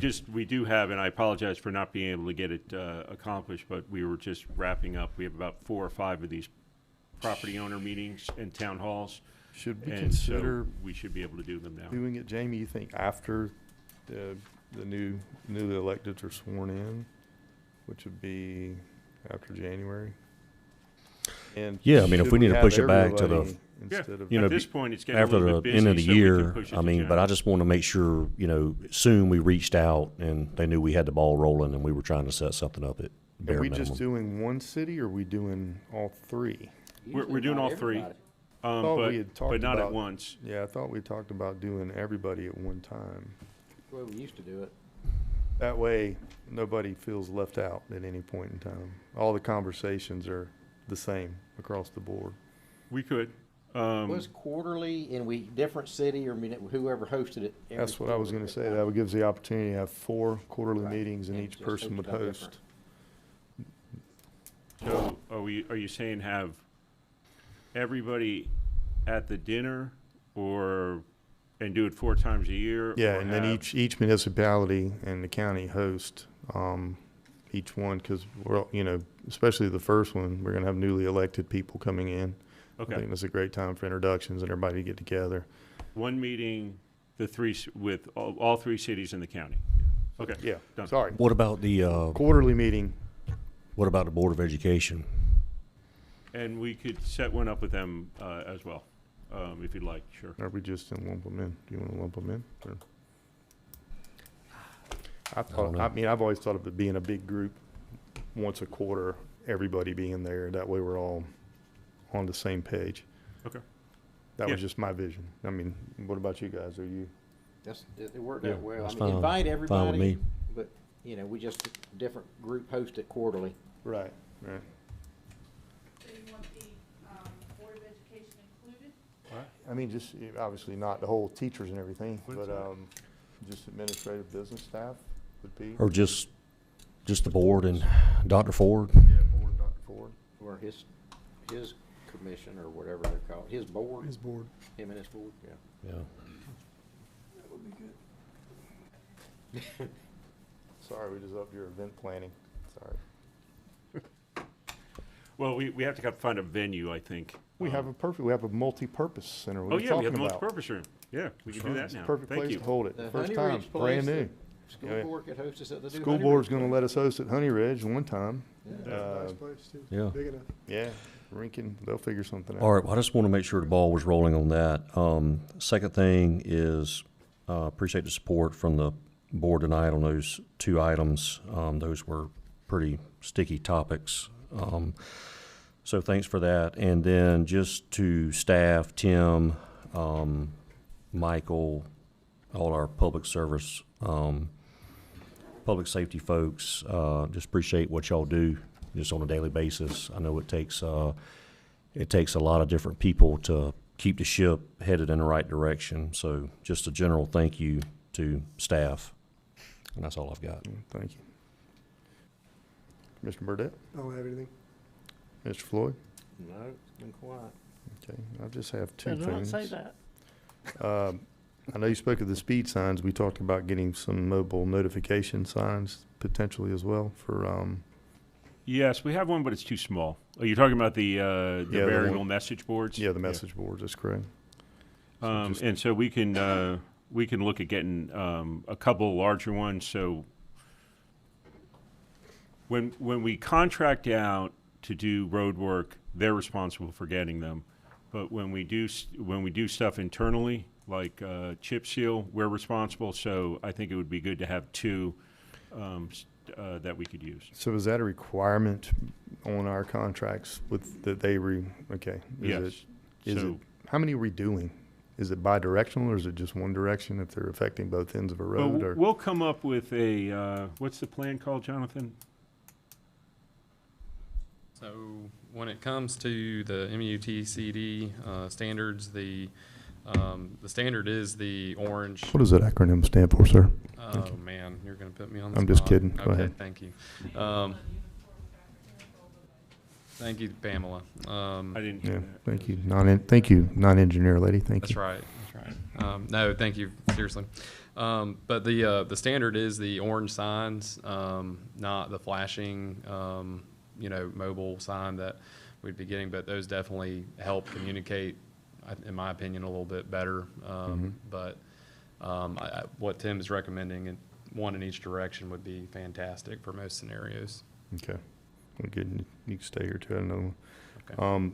I had a gentleman I was helping with his battery at the car wash the other day. He said, we did a chip and seal project off Goshen Road. Are you familiar? And I just cannot remember his name to save my life.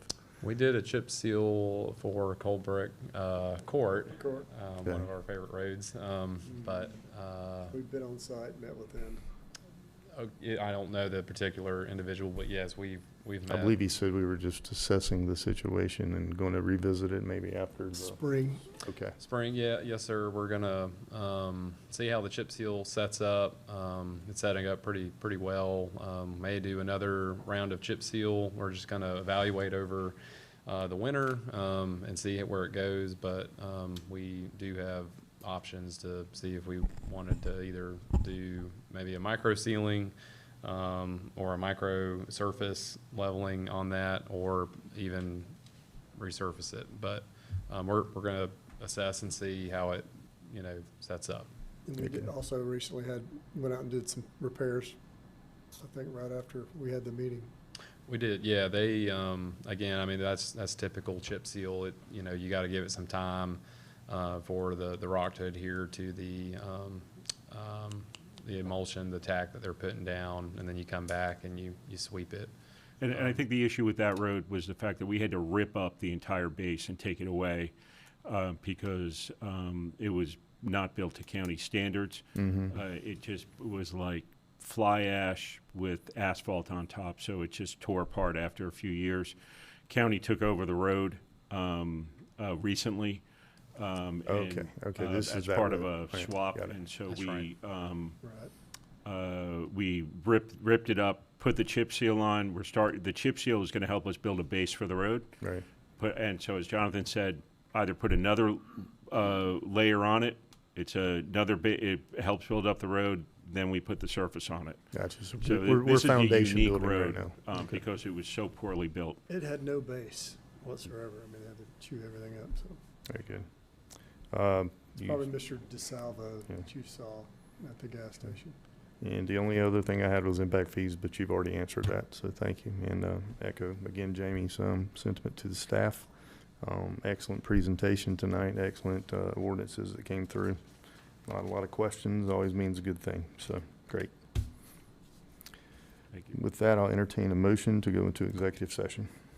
Make a motion to go in executive session to discuss personnel, property, and pending litigation. Second. We have a motion and a second. All in favor? Aye. Opposed? Motion carries.